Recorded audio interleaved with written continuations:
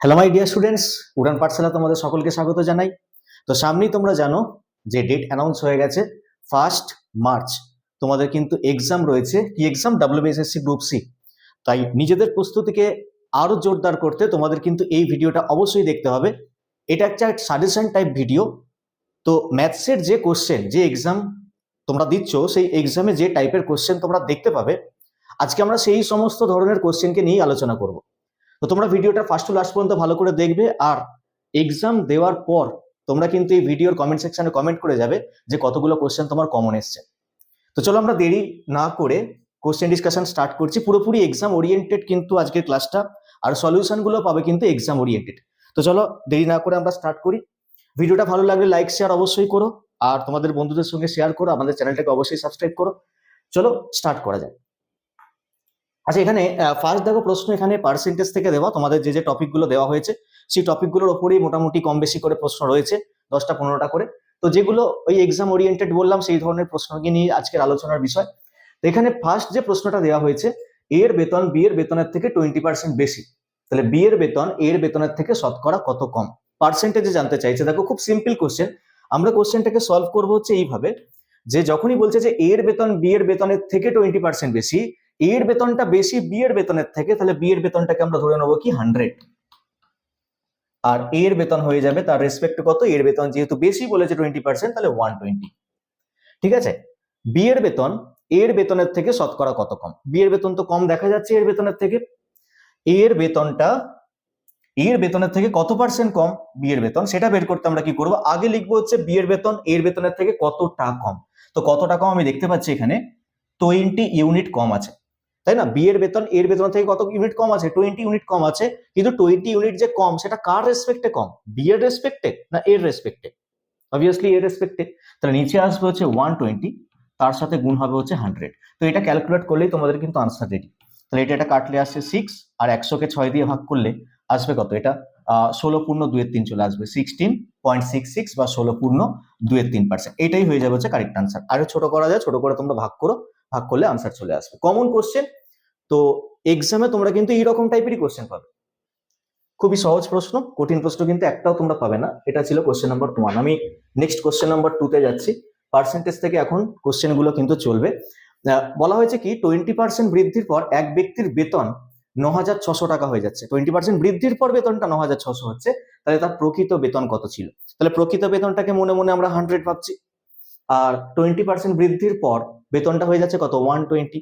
সেই 120 ইউনিটের ভ্যালুটা দেওয়া আছে প্রশ্নের মধ্যে 9600। তাহলে আমরা লিখবো হচ্ছে 120, তার যে ইকুইভ্যালেন্ট 9600 চেয়েছে প্রকৃত বেতন, যেটাকে আমরা ধরেছিলাম 100 মানে 100, তার ভ্যালু কত? ইউনিটারি মেথডে সিম্পল আনসার বেরোবে 9600 বাই 120 ইন্টু 100। তাহলে এটা কাটো, কাটলে 80 আসবে, তাহলে আনসার হয়ে যাবে হচ্ছে 8000। তাহলে 8000 টাকা ছিল হচ্ছে তার প্রকৃত বেতন। চলে গেলাম নেক্সট কোশ্চেন নাম্বার 3। একটি মিশ্র ধাতুতে 12% তামা আছে, 69 কেজি তামা পেতে মোট কত কেজি মিশ্র ধাতু নিতে হবে? দেখো বলছে একটা মিশ্র ধাতুতে 12% তামা আছে। এই লাইনটার ইনার মিনিং কি? এই লাইনটার ইনার মিনিং হচ্ছে মিশ্র ধাতু যদি 100 ইউনিট হয়, তার মধ্যে 12 ইউনিট তামা আছে। বা তুমি এরকম ভাবতে পারো, মিশ্র ধাতু যদি আমি 100 কেজি নিই, তার মধ্যে 12 কেজি তামা আছে। ঠিক আছে, এবার বলছে 69 কেজি তামা পেতে গেলে তোমাকে কত কেজি মিশ্র ধাতু নিয়ে কাজ করতে হবে? তাহলে এই যে 12% এর ইকুইভ্যালেন্টই তাহলে 69, 12% এর ইকুইভ্যালেন্ট 69, তোমাকে 100% ইকুইভ্যালেন্ট কত সেটা বের করতে হবে। তাহলে 12% এর ইকুইভ্যালেন্ট যদি 69 হয়, তাহলে 100% এর ইকুইভ্যালেন্ট কত সেটা ক্যালকুলেট করতে হবে। তাহলে 69/12 ইন্টু 100। এটা আমরা 3 দিয়ে কাটলে নিচে 4 পাবো, 3 দিয়ে কাটলে 3 দুগুণে 6, 3 তিরিক্ষে 9, এটা কাটলে পাবো কত? 25। তাহলে 23 আর 25 গুণ করলে কত আসবে? 24 স্কোয়ার থেকে 1 কম 576, 575 আসবে। তাহলে 575। তাহলে এত কেজি মিশ্র ধাতু নিয়ে তুমি যদি কাজ করো, তাহলে এই মিশ্র ধাতুর মধ্যে কিন্তু 69 কেজি তামা রয়েছে। চলে গেলাম নেক্সট কোশ্চেন নাম্বার 4। এক ব্যক্তির বেতন ক্রমান্বয়ে 20% ও 30% বৃদ্ধি পেল, মোটের ওপর শতকরা কত পার্সেন্ট বৃদ্ধি পেল? যদি এমন টাইপের কোশ্চেন পাও, আমি 2 রকম মেথড দেখাচ্ছি, সেই 2 রকম মেথডের মধ্যে কোন একটা মেথড অ্যাপ্লাই করলে আনসার পেয়ে যাবে। একটা হচ্ছে X plus Y plus X Y by 100 direct formula, সেই ফর্মুলা তোমাকে বলে দেবে যে এই দুটো পার্সেন্টেজ বৃদ্ধির ফলে ওভারঅল কত পার্সেন্ট বৃদ্ধি বা হ্রাস হয়েছে। অথবা তুমি যদি ফর্মুলা না ইউজ করতে চাও তাহলে আমরা কিভাবে কোশ্চেনটাকে সলভ করবো সেটা আমি দেখাচ্ছি। আগে প্রথমে ফর্মুলা ইউজ করে কোশ্চেনটাকে সলভ করে দেখাই। X plus Y plus X Y by 100 এটা হচ্ছে ফর্মুলা। এবার বৃদ্ধি হ্রাস দেখেই ফর্মুলার সাইনগুলো কি হয়, চেঞ্জ হয়। যখন দেখবো যে বৃদ্ধি বলছে তখন আমরা যে ভ্যারিয়েবল গুলোতে আমরা মান পুট করবো সেটা পজিটিভে মান পুট করবো, আর যদি বলা হয় হ্রাস হচ্ছে তখন ভ্যারিয়েবলের জায়গায় আমরা যে মানগুলো পুট করবো সেটা নেগেটিভে পুট করবো। এখানে যেহেতু বৃদ্ধি বলেছে তাহলে আমরা এক্স এর জায়গায় পুট করবো হচ্ছে +20, তো 20 + 20 একই, আমি প্লাস সাইন দিলাম না। প্লাস ওয়াই এর জায়গায় কি পুট করবো, 30% বৃদ্ধি বলেছে তাহলে +30 + 20 × 30/100। ক্যালকুলেট করো, 20 + 30 মানে 50, প্লাস এখানে দুটো জিরো কেটে আরো 6 অ্যাড হচ্ছে, তাহলে 56% ওভারঅল কি হবে, ইনক্রিজ হবে। তাহলে এটা এইভাবে আনসার তুমি বের করতে পারো। অথবা আরেক রকম ভাবে করতে পারো, সেটা হচ্ছে ফ্র্যাকশন ইউজ করে করে। যেমন এখানে 20% বৃদ্ধির কথা বলা হয়েছে, তো আমি একটা ফ্র্যাকশন লিখবো এখানে 120/100, মানে 100 থেকে 120 হয়ে যায়, বোঝাচ্ছে এরকম একটা ভগ্নাংশ। নেক্সট 30% বৃদ্ধি হয়েছে মানে আমি লিখবো হচ্ছে 130/100। লিখে পাতি এই দুটোকে আমরা কি করবো, মাল্টিপ্লাই করবো, গুণ করবো। তাহলে গুণ করার সাথে সাথে দেখো ওপরে দুটো শূন্য নিচে দুটো শূন্য কাটছে, ওপরে 12 আর 13 গুণ করলে 156 আসবে, আর নিচে কত আসছে, 100 আসছে।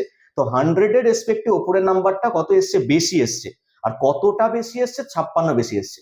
তো যেহেতু 100 এর রেসপেক্টে 56 বেশি এসছে, আমরা ডিরেক্ট বলতে পারবো 56% বেশি। কিন্তু যদি নিচে যদি 100 না থাকতো তখন আমরা করতাম এইরকম ভাবে, আগে ডিফারেন্সটাকে নিতাম 56, নিচে যে নাম্বারটা থাকতো সেই নাম্বারটাকে এখানে নিচে লিখতাম। যদি এখানে 100 রয়েছে আমি 100 লিখে দিচ্ছি, এখানে অন্য কোনো যদি নাম্বার থাকে সে অন্য নাম্বারটি আমি নিচে বসাতাম, তার সাথে 100 গুণ করতাম, গুণ করার পর যেটা আসতো সেটা হচ্ছে তোমার কারেক্ট আনসার। ঠিক আছে, তাহলে আনসার হবে কত, 56%। ওভাবেও বের করতে পারো, এভাবে বের করতে পারো। তো মনে রাখবে যে জিনিস আমরা এই ফর্মুলা ইউজ করে করতে পারি সেই জিনিস আমরা এরকম ভগ্নাংশ ইউজ করে করেও করতে পারি। তো এরকম টাইপের আমি আরো কিছু কোশ্চেন দেখাচ্ছি তোমাদের, কারণ এই টাইপটা ভীষণই ইম্পর্টেন্ট একটা টাইপ। তো এই টাইপের উপর বেস করে আর কি কি টাইপের কোশ্চেন আসতে পারে। 5 নাম্বার দেখো এখানে কি বলা হয়েছে, বলছে এক ব্যক্তির বেতন প্রথমে 30% বৃদ্ধি পেলো, পরে আবার 10% কমে গেল। তাহলে সেম টাইপ, আগেরটা যেমন 20% 30% বৃদ্ধি হয়েছিল, এখানে 30% বৃদ্ধির পর 10% কমে গেছে। তাহলে ওভারঅল কত পার্সেন্ট তার বেতনটা বাড়বে বা কমবে। তাহলে এটাও আমি দুরকম পদ্ধতিতেই করে দেখাচ্ছি, কিন্তু এরপর থেকে আমার দুরকম পদ্ধতি করবো না, যে কোনো একরকম পদ্ধতি করবো। তাহলে এখানে formula X plus Y plus X Y by 100 main যে ফর্মুলা, সেই ফর্মুলাটা আমি লিখলাম। 30% বৃদ্ধি বলেছে, 10% হ্রাস বলেছে, তাহলে এক্স এর জায়গায় আমরা লিখবো হচ্ছে +30, ওয়াই এর জায়গায় লিখবো হচ্ছে কত, -10। এবার এক্স হচ্ছে পজিটিভ আর ওয়াই হচ্ছে নেগেটিভ, কেন, কারণ এক্স তো +30 ভ্যালু নিয়েছে আর ওয়াই হচ্ছে -10 এর ভ্যালু নিয়েছে। তাহলে এক্স পজিটিভ ওয়াই নেগেটিভ, প্লাসে মাইনাসে সাইনটা এবার মাইনাস আসবে। 30 × 10 ডিভাইডেড বাই 100, ক্যালকুলেট করো। 30 - 10 মানে 20, পজিটিভ এই 20, মাইনাস আরো কত, দুটো করে শূন্য কাটলে 3, আরো মাইনাস হয়ে 17 আসছে, কিন্তু 17টা পজিটিভ এসছে, তাহলে বলবো আমরা কি 17% ইনক্রিজ হচ্ছে। ঠিক আছে, তাহলে পদ্ধতি বোঝা গেছে। নেক্সট আমরা আরেক রকম ভাবে করতে পারবো, সেটা ওই 30% বৃদ্ধির জন্য লিখবো 130/100 ইন্টু 10% কমে গেছে বলবো 90/100। ওপর থেকে দুটো জিরো, নিচ থেকে দুটো জিরো কেটে 13 আর 9 গুণ করলে হয় কত, 117, আর নিচে আছে 100, আবার দেখো নিচে 100 চলে এসছে, তাহলে আমরা দেখে আনসার করে দিতে পারবো 17% ইনক্রিজ হয়েছে। অথবা তুমি এরকম করতে পারো যে 100 থেকে কতটা বৃদ্ধি হয়েছে সেটা লিখি, নিচে তো এই ভগ্নাংশের হরে যেটা আসে সেটাই বসাতে হবে, ইন্টু 100, 100 কেটে গিয়ে আনসার হবে কত, 17% পজিটিভে আসছে। না, এখানে পজিটিভ নেগেটিভ ব্যাপার না, এখানে হচ্ছে যে এই ভগ্নাংশের যে ভ্যালুটা আসে সেই ভগ্নাংশের ভ্যালুর লবে বড় সংখ্যা বসে আছে না ছোট সংখ্যা বসে আছে সেটা দেখতে হয়। লবে যদি বড় সংখ্যা থাকে তাহলে বৃদ্ধি হবে, লবে যদি ছোট সংখ্যা থাকে তাহলে হ্রাস হবে। যেমন এখানে কি লবে বড় সংখ্যা বসে আছে হরের রেসপেক্টে, তাহলে এখানে আমরা কি বলবো, 17% ইনক্রিজ হচ্ছে। টাইপটা বোঝা গেছে। চলে গেলাম নেক্সট কোশ্চেন নাম্বার 6। বলছে এক ব্যক্তির বেতন ক্রমান্বয়ে এত% হ্রাস পেলে মোটের উপর শতকরা কত হ্রাস পেল। তাহলে simple formula X plus Y plus X Y by 100 দিয়ে আমরা আনসার বের করতে পারবো। তাহলে -20 -25, এবার মাইনাস মাইনাসে কিন্তু প্লাস সাইন চলে আসবে, 20 × 25/100, যেহেতু দুটোই হ্রাস হচ্ছে তাহলে একটা একটা করছে আমরা এরকম নিলাম। নেক্সট এবার -20 আর -25 মানে -45, আর এখানে কত আসছে, এটা কাটলে 5, 5 5 এ 25 হয়, তাহলে আরো পজিটিভে 5, তাহলে নেগেটিভে কত এলো, 40 এলো। নেগেটিভে 40 এসছে মানে আমরা কি বলবো, 40% ডিক্রিজ হচ্ছে। তাহলে এই কোশ্চেন আনসার হবে হচ্ছে 40% ডিক্রিজ। কোশ্চেন নাম্বার 7, তেলের দাম 40% বৃদ্ধি পাওয়ায় এক ব্যক্তি তেলের ব্যবহার 20% কমিয়ে দিলেন। তো দেখো এখানে কিন্তু সাকসেসিভ ঘটনা ঘটছে না, যেমন আগেরটায় কি হচ্ছিল পরপর বৃদ্ধি হ্রাস হচ্ছিল, এখানে কিন্তু পরপর বৃদ্ধি হ্রাস হয়নি। এখানে যে 40% সেটা বৃদ্ধি পেয়েছে সেটা হচ্ছে তেলের দাম, আর এখানে 20% যে আমি হ্রাস করেছি তেলের ব্যবহার। দুটো আলাদা আলাদা জিনিস, দুটো আলাদা আলাদা জিনিসের উপর একবার বৃদ্ধি হচ্ছে একবার হ্রাস হচ্ছে। কিন্তু এই যে দুটো আলাদা আলাদা কোয়ান্টিটির উপর একবার বৃদ্ধি একবার হ্রাস হচ্ছে, কিন্তু প্রশ্নটা কি করা হয়েছে, এর ফলে ওই ব্যক্তির তেল বাবদ খরচ খরচ খরচ শতকরা কত পার্সেন্ট বৃদ্ধি বা হ্রাস পাবে। এটা মনে রাখবে যে খরচ বের করতে আমরা কি করি, দ্রব্যের দামের সাথে আমরা ব্যবহারকে গুণ করি। কি বললাম, দ্রব্যের দামের সাথে আমরা কি করি, ব্যবহারকে গুণ করি। এবার যখন এই দুটো কোয়ান্টিটির মধ্যে গুণের সম্পর্ক থাকছে, ভালো করে শোনো কি বলছি, দাম আর ব্যবহারের মধ্যে যখন এটা গুণের সম্পর্ক বা প্রোডাক্টের সম্পর্ক থাকছে, তখন তুমি এই খরচ কত পার্সেন্ট বৃদ্ধি বা হ্রাস পেয়েছে সেটা বের করবার জন্য ওই ফর্মুলাটা যেটা আমরা আগের দুটো কোশ্চেনে করেছিলাম, ওই সেম ফর্মুলা তুমি এখানেও লাগাতে পারো। অথবা সেই ফর্মুলার অল্টারনেটিভ ওয়ে, যেমন ভগ্নাংশ লিখে লিখে আমরা কাজ করছিলাম, তো সেরকম ভগ্নাংশ লিখে লিখেও তোমরা কিন্তু কাজ করতে পারো। তাহলে আশা করি বুঝতে পেরেছো। এবার এখানে আমি দাম আর ব্যবহারকে আমি একবার দেখে নিই। এখানে দাম বলেছে 40% বৃদ্ধি হয়েছে, তাহলে আমি এটাকে ভগ্নাংশ ইউজ করে করছি। তাহলে দাম 40% বৃদ্ধি হয়েছে মানে আমরা লিখবো হচ্ছে 140/100 ইন্টু ব্যবহার কি হয়েছে 20% হ্রাস হয়েছে মানে লিখবো 80/100। ঠিক আছে, কাটাকুটি করো, উপর থেকে দুটো শূন্য কাটলো, নিচ থেকে দুটো শূন্য কাটলো, তাহলে 8 কত, 8 হচ্ছে 112 আর নিচে হচ্ছে 100। এটা কার রেজাল্ট এসছে, গুণ করার পর খরচের রেজাল্ট এটা এসছে। এটা কার রেজাল্ট এসছে, খরচের রেজাল্ট এসছে। আর আমরা দেখে বুঝতে পারছি যে ভগ্নাংশটা এসছে, সেই ভগ্নাংশের লব বড় আছে, তার মানে খরচ বৃদ্ধি পাচ্ছে। কত পার্সেন্ট বৃদ্ধি পাচ্ছে, 100 থেকে যেহেতু 12 বেড়েছে তাহলে 12% বৃদ্ধি ডিরেক্ট তোমরা বলতে পারো, অথবা 12 বৃদ্ধি পেয়েছে 100 রেসপেক্টে ইন্টু 100 ক্যালকুলেট করে আমরা পাবো হচ্ছে 12% বৃদ্ধি। চাইলে তোমরা ফর্মুলা ইউজ করতে পারো, x + y + xy/100, সেম রেজাল্টই আসবে।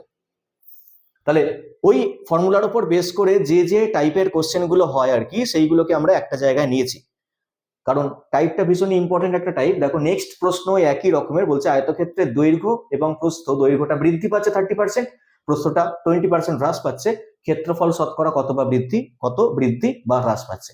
তো আয়তক্ষেত্রের ক্ষেত্রফল বের করার ফর্মুলা দৈর্ঘ্য গুণ প্রস্থ। আবার দেখো দৈর্ঘ্য আর প্রস্থের মাঝখানে গুণের সম্পর্ক রয়েছে, প্রোডাক্টের সম্পর্ক রয়েছে। তো গুণের সম্পর্ক থাকলেই কিন্তু আমরা এই বৃদ্ধি আর হ্রাসগুলোকে নিয়ে সেই x + y + xy/100 formula apply করতে পারি, অথবা ভগ্নাংশ লিখে লিখে কাজ করতে পারি। তাহলে যদি আমরা ভগ্নাংশ লিখেই যদি কাজ করি, তাহলে 30% বৃদ্ধি মানে আমরা লিখবো হচ্ছে 130/100 ইন্টু পরেরটা কি লিখবো, 20% হ্রাস মানে হচ্ছে 80/100।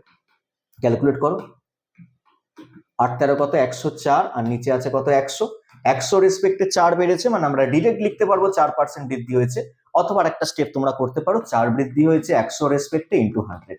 তাহলে বারবার একটা জিনিস ক্যালকুলেশন দেখতে দেখতে তোমরা কিন্তু মাথায় গেঁথে যাবে জিনিসটা, আর এক্সামে এলে তোমরা কিন্তু আনসার অবশ্যই করতে পারবে। এখানে কোশ্চেন নাম্বার ছিল 7, এটা কোশ্চেন নাম্বার হলো 8।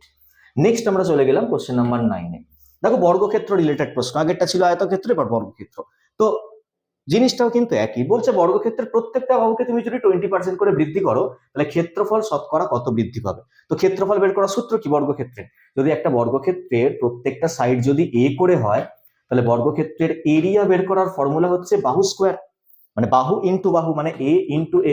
তুমি দেখো এখানেও গুণের সম্পর্ক রয়েছে, তাহলে গুণের সম্পর্ক থাকলেই এই বাহুটা কি হচ্ছে 20% বৃদ্ধি মানে আমরা কি লিখবো 120/100, আর এই বাহুটা কি হচ্ছে ও 20% বৃদ্ধি হচ্ছে, তাহলে আবার লিখবো 120/100, আর তাদেরকে আমি কি করে দেবো, গুণ করে দেবো।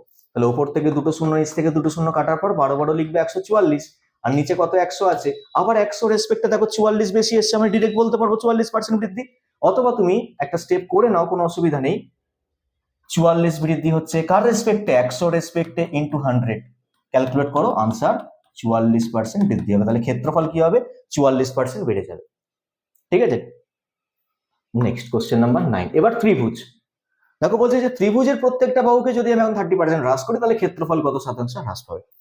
একটা জিনিস জানো যে এটা কিন্তু যে কোনো ত্রিভুজই হতে পারে, এমন নয় যে শুধু সমবাহু ত্রিভুজ বা কোনো রাইট অ্যাঙ্গেল ট্রায়াঙ্গেল, এমন কোনো না, যে কোনো ত্রিভুজেরই বলছে প্রত্যেকটা বাহুকে 30% হ্রাস পেয়েছে। আচ্ছা একটা জিনিস তোমাদের কনসেপ্ট ক্লিয়ার করে দেখো, বাহুকে যদি আমি প্রত্যেকটা বাহুকে, একটা বাহুকে না, প্রত্যেকটা বাহুকে যদি আমরা 30% হ্রাস করি, তাহলে ত্রিভুজের যে উচ্চতা আছে না, ত্রিভুজের প্রত্যেকটা বাহু যদি 30% করে হ্রাস পায়, তাহলে ত্রিভুজের তিনটে যে উচ্চতা আছে সেই তিনটে উচ্চতাও কিন্তু 30% করে হ্রাস পাবে। ঠিক আছে, এখন ত্রিভুজটা কি হবে, ছোট হয়ে যাবে না। ত্রিভুজের প্রত্যেকটা বাহু 30% করে যদি হ্রাস পায়, তাহলে ত্রিভুজটা কি হয়ে যাবে, ছোট হয়ে যাবে। তাহলে ছোট হয়ে গেলে ত্রিভুজের যে হাইট গুলো আছে সেই হাইট গুলো ছোট হয়ে যাবে। ছোট হয়ে যাবে মানে হ্রাস পাচ্ছে। তো কত পার্সেন্ট হ্রাস পাচ্ছে? ত্রিভুজের হাইট গুলো কিন্তু 30% করে হ্রাস পাচ্ছে। এটা হচ্ছে ইনার মিনিং। ঠিক আছে, এবার এখানে ক্ষেত্রফল বের করার সূত্র হচ্ছে এরিয়া। যেমন বর্গক্ষেত্রের ক্ষেত্রে এরিয়া বের করার সূত্র কি ছিল? বাহুর স্কোয়ার। ত্রিভুজের ক্ষেত্রে এরিয়া বের করার সূত্র হচ্ছে half into base into height, মানে হাফ ইন্টু ভূমি ইন্টু উচ্চতা। এটা হচ্ছে ত্রিভুজের ক্ষেত্রফল বের করার সূত্র। এবার বেস বা এক একটা সাইড কি হচ্ছে 30% করে হ্রাস হচ্ছে, আর এই লাইনটার মাধ্যমে এটাও আমরা বুঝতে পারছি যে হাইটটাও 30% হ্রাস হয়েছে। প্রশ্ন দেওয়া নেই কিন্তু হাইট 30% হ্রাস, কিন্তু যেহেতু বলে দিয়েছে যে প্রত্যেকটা বাহুই 30% করে হ্রাস, তাহলে আমি কি বলতে পারি? বেসও 30% হ্রাস হচ্ছে, হাইটও 30% হ্রাস হচ্ছে। তাহলে দুবার 30% হ্রাস হচ্ছে, আর তাদের মাঝখানে কিসের সম্পর্ক আছে? গুণের, প্রোডাক্টের সম্পর্ক আছে। তাহলে আমরা ডিরেক্ট ফর্মুলা অ্যাপ্লাই করতে পারবো x plus Y plus X Y by 100। ক্ষেত্রফল কত পার্সেন্ট চেঞ্জ হবে সেটা আমরা পেয়ে যাবো। অথবা তোমরা অল্টারনেটিভ ওয়ে ইউজ করতে পারো, 30% হ্রাস মানে 70/100 ইন্টু হাইটের জায়গাও 70/100। আচ্ছা এবার বলি, দেখো ফর্মুলার মধ্যে একটা হাফ রয়েছে, তাহলে তোমরা এখানে আবার হাফ লিখে দিও না। ঠিক আছে, এই হাফটা কিন্তু এখানে আসবে না, হাফটা কনস্ট্যান্ট টার্ম। তো পার্সেন্টেজের কোশ্চেন সলভ করতে আমাদের এই কনস্ট্যান্ট টার্মটাকে ছেড়ে দিতে হয়, বাদ দিতে হয়। ঠিক আছে, বাদ দিয়ে বাকি পার্সেন্টেজের জন্য যে যে ভগ্নাংশগুলো আসবে সেই সেই ভগ্নাংশগুলো লিখবো। মাঝে যে সাইন আছে সেই সাইন দেবো আমরা। তা বলে প্লাস মাইনাস সাইন দেওয়া যায় না, গুণের সম্পর্ক থাকলেই আমরা এই নিয়মে করতে পারি। ঠিক আছে, আচ্ছা ওপরে দুটো শূন্য কাটছে, নিচে দুটো শূন্য কাটছে, 7 7 49, 49/100। তো এখান থেকে আমরা কি বলবো? দেখো ওপরের নাম্বারটা এতক্ষণ পর কিন্তু ছোট এলো। এতগুলো যে কোশ্চেন সলভ করছিলাম প্রত্যেকটা কিন্তু উপরের নাম্বারটা বড় আসছিল, তো তোমরা দেখতে দেখতে হয়তো এটা ভেবেছো যে উপরের নাম্বারটা সবসময় তো বড়ই আসে, এমন না। দেখো উপরের নাম্বারটা ছোট এসছে, তাহলে উপরের নাম্বারটা ছোট এসছে তার মানে আমি কি বলবো? যে এরিয়াটা কমছে। তো কত পার্সেন্ট কমছে তার জন্য কিন্তু এখানে আবার 100 গুণ করে দেবো না, আগে দেখবো যে 100 সাথে 100 থেকে কতটা কমেছে। 100 থেকে তো 51 কমেছে, তাহলে 51 কমেছে 100 রেসপেক্টে ইন্টু 100 ক্যালকুলেট করে আমরা পাবো 51% ডিক্রিজ হয়েছে। তাহলে 51% ডিক্রিজ হবে হচ্ছে কোশ্চেনটার আনসার। Next question number 10। এইখানে দেখো ডিরেক্ট বলেছে ত্রিভুজের ভূমি 20% বৃদ্ধি আর উচ্চতা 10% যদি হ্রাস পায় তাহলে ক্ষেত্রফল শতকরা কত বৃদ্ধি বা হ্রাস পাবে? আগের মতন কোশ্চেন। তাহলে 20% বৃদ্ধি আর উচ্চতা 10% হ্রাস। এবার আমরা একটু অন্যরকম ভাবে করি, তাহলে +20 -10 -20 ইন্টু 10/100। ঠিক আছে, সব রকমের আইডিয়াই রাখতে হবে। তাহলে 20 - 10 মানে হচ্ছে 10 পজিটিভে, আর নেগেটিভে এদিক থেকে আসছে কত? 2। তাহলে 8 পজিটিভে আসছে, তাহলে কি বলবো? 8% বৃদ্ধি হয়েছে। যেহেতু পজিটিভে আসছে তাহলে বলবো ক্ষেত্রফল 8% বৃদ্ধি হয়েছে। Next question number 11।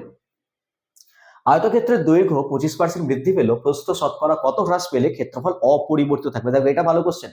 ক্ষেত্রফলকে কি রাখতে চাই আমি? অপরিবর্তিত রাখতে চাই, মানে চেঞ্জ করতে চাই না ক্ষেত্রফল। তাহলে আমি দৈর্ঘ্যটাকে তো 25% বৃদ্ধি করে দিয়েছি, তাহলে প্রস্থটাকে আমাকে কি করতে হবে? কমাতে হবে। তো কত পার্সেন্ট কমাতে হবে? যার জন্য ক্ষেত্রফল কি থাকবে? অপরিবর্তিত থাকবে। এটা নিয়ম। দেখো অপরিবর্তিত থাকা মানে হচ্ছে এমন একটা ভগ্নাংশ দিয়ে আমি সেটাকে প্রকাশ করব যাতে সেই ভগ্নাংশের লব আর হর যেন ইকুয়াল হয়ে যায়। কেন? কারণ অপরিবর্তিত আছে কথাটা বলেছে। যদি আমি বলি যে 20% বৃদ্ধি হচ্ছে, তখন আমরা একটা ভগ্নাংশ ইউজ করি 120/100। যদি আমি বলি যে 10% হ্রাস হচ্ছে, তখন আমরা ভগ্নাংশ ইউজ করি কি করি? 90/100। কিন্তু যদি বলি অপরিবর্তিত আছে, তখন আমরা কি ইউজ করবো? 100/100 বা 1 করতে পারো। অথবা দেখো আমি তোমাদের দুটো মেথডে দেখাচ্ছি। একবার বলছে দৈর্ঘ্য 25% বৃদ্ধি পেলো, তাহলে আমি লিখবো কি? 125/100। এটা হচ্ছে দৈর্ঘ্যের জন্য যে ভগ্নাংশ এলো সেটা। প্রস্থের জন্য ভগ্নাংশটা আমি জানি না এখানে কি আসবে, এক্স ওয়াই যা ইচ্ছা আসতে পারে। ঠিক আছে, এবার বলছে যে এই সমস্ত কিছু চেঞ্জ করার পর ক্ষেত্রফল নাকি অপরিবর্তিত আছে। অপরিবর্তিত আছে মানে আমি ইকুয়াল টু দিয়ে ডান পাশে লিখবো হচ্ছে হয় 1 নতবা 100/100 বা 1/1 2/2 যা ইচ্ছা লেখো, লব হর যেন ইকুয়াল হয়। লব হর ইকুয়াল হওয়ার অর্থই হচ্ছে যে ক্ষেত্রফলটা কি আছে? সেম আছে। তো এবার বলো এই 100 সাথে তো 100 কেটে গেল, তাহলে এক্স এর মান কি এলো? 100/125। তো 100/125 দেখে তোমরা কি বুঝবে? যে লবটা ছোট এসছে মানেই প্রস্থটাকে কমাতে হবে। তো কত পার্সেন্ট কমাতে হবে? আবার বলে দিও না, 25% কমাতে হবে। ডিফারেন্স 25 দেখা যাচ্ছে, 25% কিন্তু কমাতে হবে না। এখানে 25 কমাতে হবে তো আমি দেখতে পাচ্ছি, কিন্তু কার রেসপেক্টে? হরে তো বসে আছে 125, তাহলে 125 এর রেসপেক্টে 25 কমাতে হবে ইন্টু 100। ক্যালকুলেট করো, এটা কাটলে হবে 5, এটা কাটলে হবে 20, তাহলে আনসার হবে 20% হ্রাস। অথবা এইভাবে করো, দৈর্ঘ্য 25% বৃদ্ধি পেয়েছে মানে 100 থেকে 125 হয়েছে। যদি বলা হয় ক্ষেত্রফলকে অপরিবর্তিত রাখতে প্রস্থ শতকরা কত কমাতে হবে, তাহলে উল্টো দিক থেকে ভাববে, মানে 125 থেকে তুমি 100 আনতে চাইবে। 125 থেকে 100 আনতে চাওয়া মানে হচ্ছে 25 কমানো, আর কার রেসপেক্টে 25 কমানো? 125 এর রেসপেক্টে 25 কমানো। কত পার্সেন্ট? ইন্টু 100, অঙ্ক শেষ। তাহলে এটা কাটলে 5, আনসার হয়ে গেল 20% হ্রাস। ঠিক আছে, নেক্সট নাম্বার 12, একটি লম্ববৃত্তাকার চোঙ, এটা হচ্ছে একটা লম্ববৃত্তাকার চোঙ বা সিলিন্ডার, ঠিক আছে। তো লম্ববৃত্তাকার চোঙের ব্যাসার্ধ আর মানে ব্যাসার্ধ, সেই ব্যাসার্ধটা বলছে যে আমি 10% কি করছি? ইনক্রিজ করছি। আর উচ্চতা বা হাইট, সেই হাইটটাকে আমি কি করছি? 20% হ্রাস করছি। চেয়েছে যে আয়তনে কি চেঞ্জ হবে, আয়তন শতকরা কত বৃদ্ধি বা হ্রাস হবে। তো তোমাকে আয়তন বের করার সূত্র জানতে হবে। যেমন আমরা স্কোয়ারের ক্ষেত্রে ক্ষেত্রফল বের করার সূত্র জানি, বাহু স্কোয়ার। রেক্ট্যাঙ্গেল বা আয়তক্ষেত্রের ক্ষেত্রে আমরা ক্ষেত্রফল বের করার সূত্র জানি, দৈর্ঘ্য গুণ প্রস্থ। ত্রিভুজের ক্ষেত্রে ক্ষেত্রফল বের করার সূত্র আমরা দেখলাম, হাফ ইন্টু ভূমি ইন্টু উচ্চতা। ক্ষেত্রফল বের করার আরো সূত্র রয়েছে, কিন্তু মেনলি ওখানে ওই ফর্মুলাটি ইউজ হচ্ছে, হাফ ইন্টু ভূমি ইন্টু উচ্চতা। তাহলে লম্ববৃত্তাকার চোঙের আয়তন বের করার সূত্র জানতে হবে। তো আয়তন বের করার সূত্র হচ্ছে, আয়তনকে বলা হয় ভলিউম, পাই আর স্কোয়ার এইচ, পাই আর স্কোয়ার এইচ। যেমন ত্রিভুজের ক্ষেত্রে যখন আমি বলেছিলাম যে ক্ষেত্রফল কত পার্সেন্ট বৃদ্ধি বা হ্রাস হচ্ছে, তার জন্য তুমি আগে ফর্মুলাটা লিখেছিলাম, হাফ ইন্টু ভূমি ইন্টু উচ্চতা, কিন্তু হাফের কোনো কাজ ছিল না, হাফটা ছিল কনস্ট্যান্ট টার্ম। তেমনি এখানে পাইটা হচ্ছে কনস্ট্যান্ট টার্ম। পাই এর ভ্যালু বাড়ছেও না কমছে না, বাড়ছে কমছে কারা? বাড়ছে কমছে হচ্ছে রেডিয়াস আর হাইটটা। তাহলে আমাকে রেডিয়াস আর হাইট নিয়ে কাজ করতে হবে, তাহলে পাই এর কোনো ফাংশনই নেই এখানে। তাহলে আর স্কোয়ার এইচ মানে হচ্ছে আর ইন্টু এইচ, দুটো আর একটা এইচ, মানে আমাকে দুবার আর মানে 10% করে দুবার বাড়াতে হবে, আর একটা এইচ মানে 20% করে একবার কমাতে হবে। তাহলে রেজাল্ট কি আসবে? 10% করে দুবার বাড়ানো মানে 110/100 ইন্টু 110/100, আর এইচ মানে 20% একবার মানে 80/100। ক্যালকুলেট করি, ওপর থেকে 3টে শূন্য কেটে দিই, নিচ থেকে 3টে শূন্য কাটি, তো নিচে আসছে কত? 1000, আর ওপরে কত আসছে?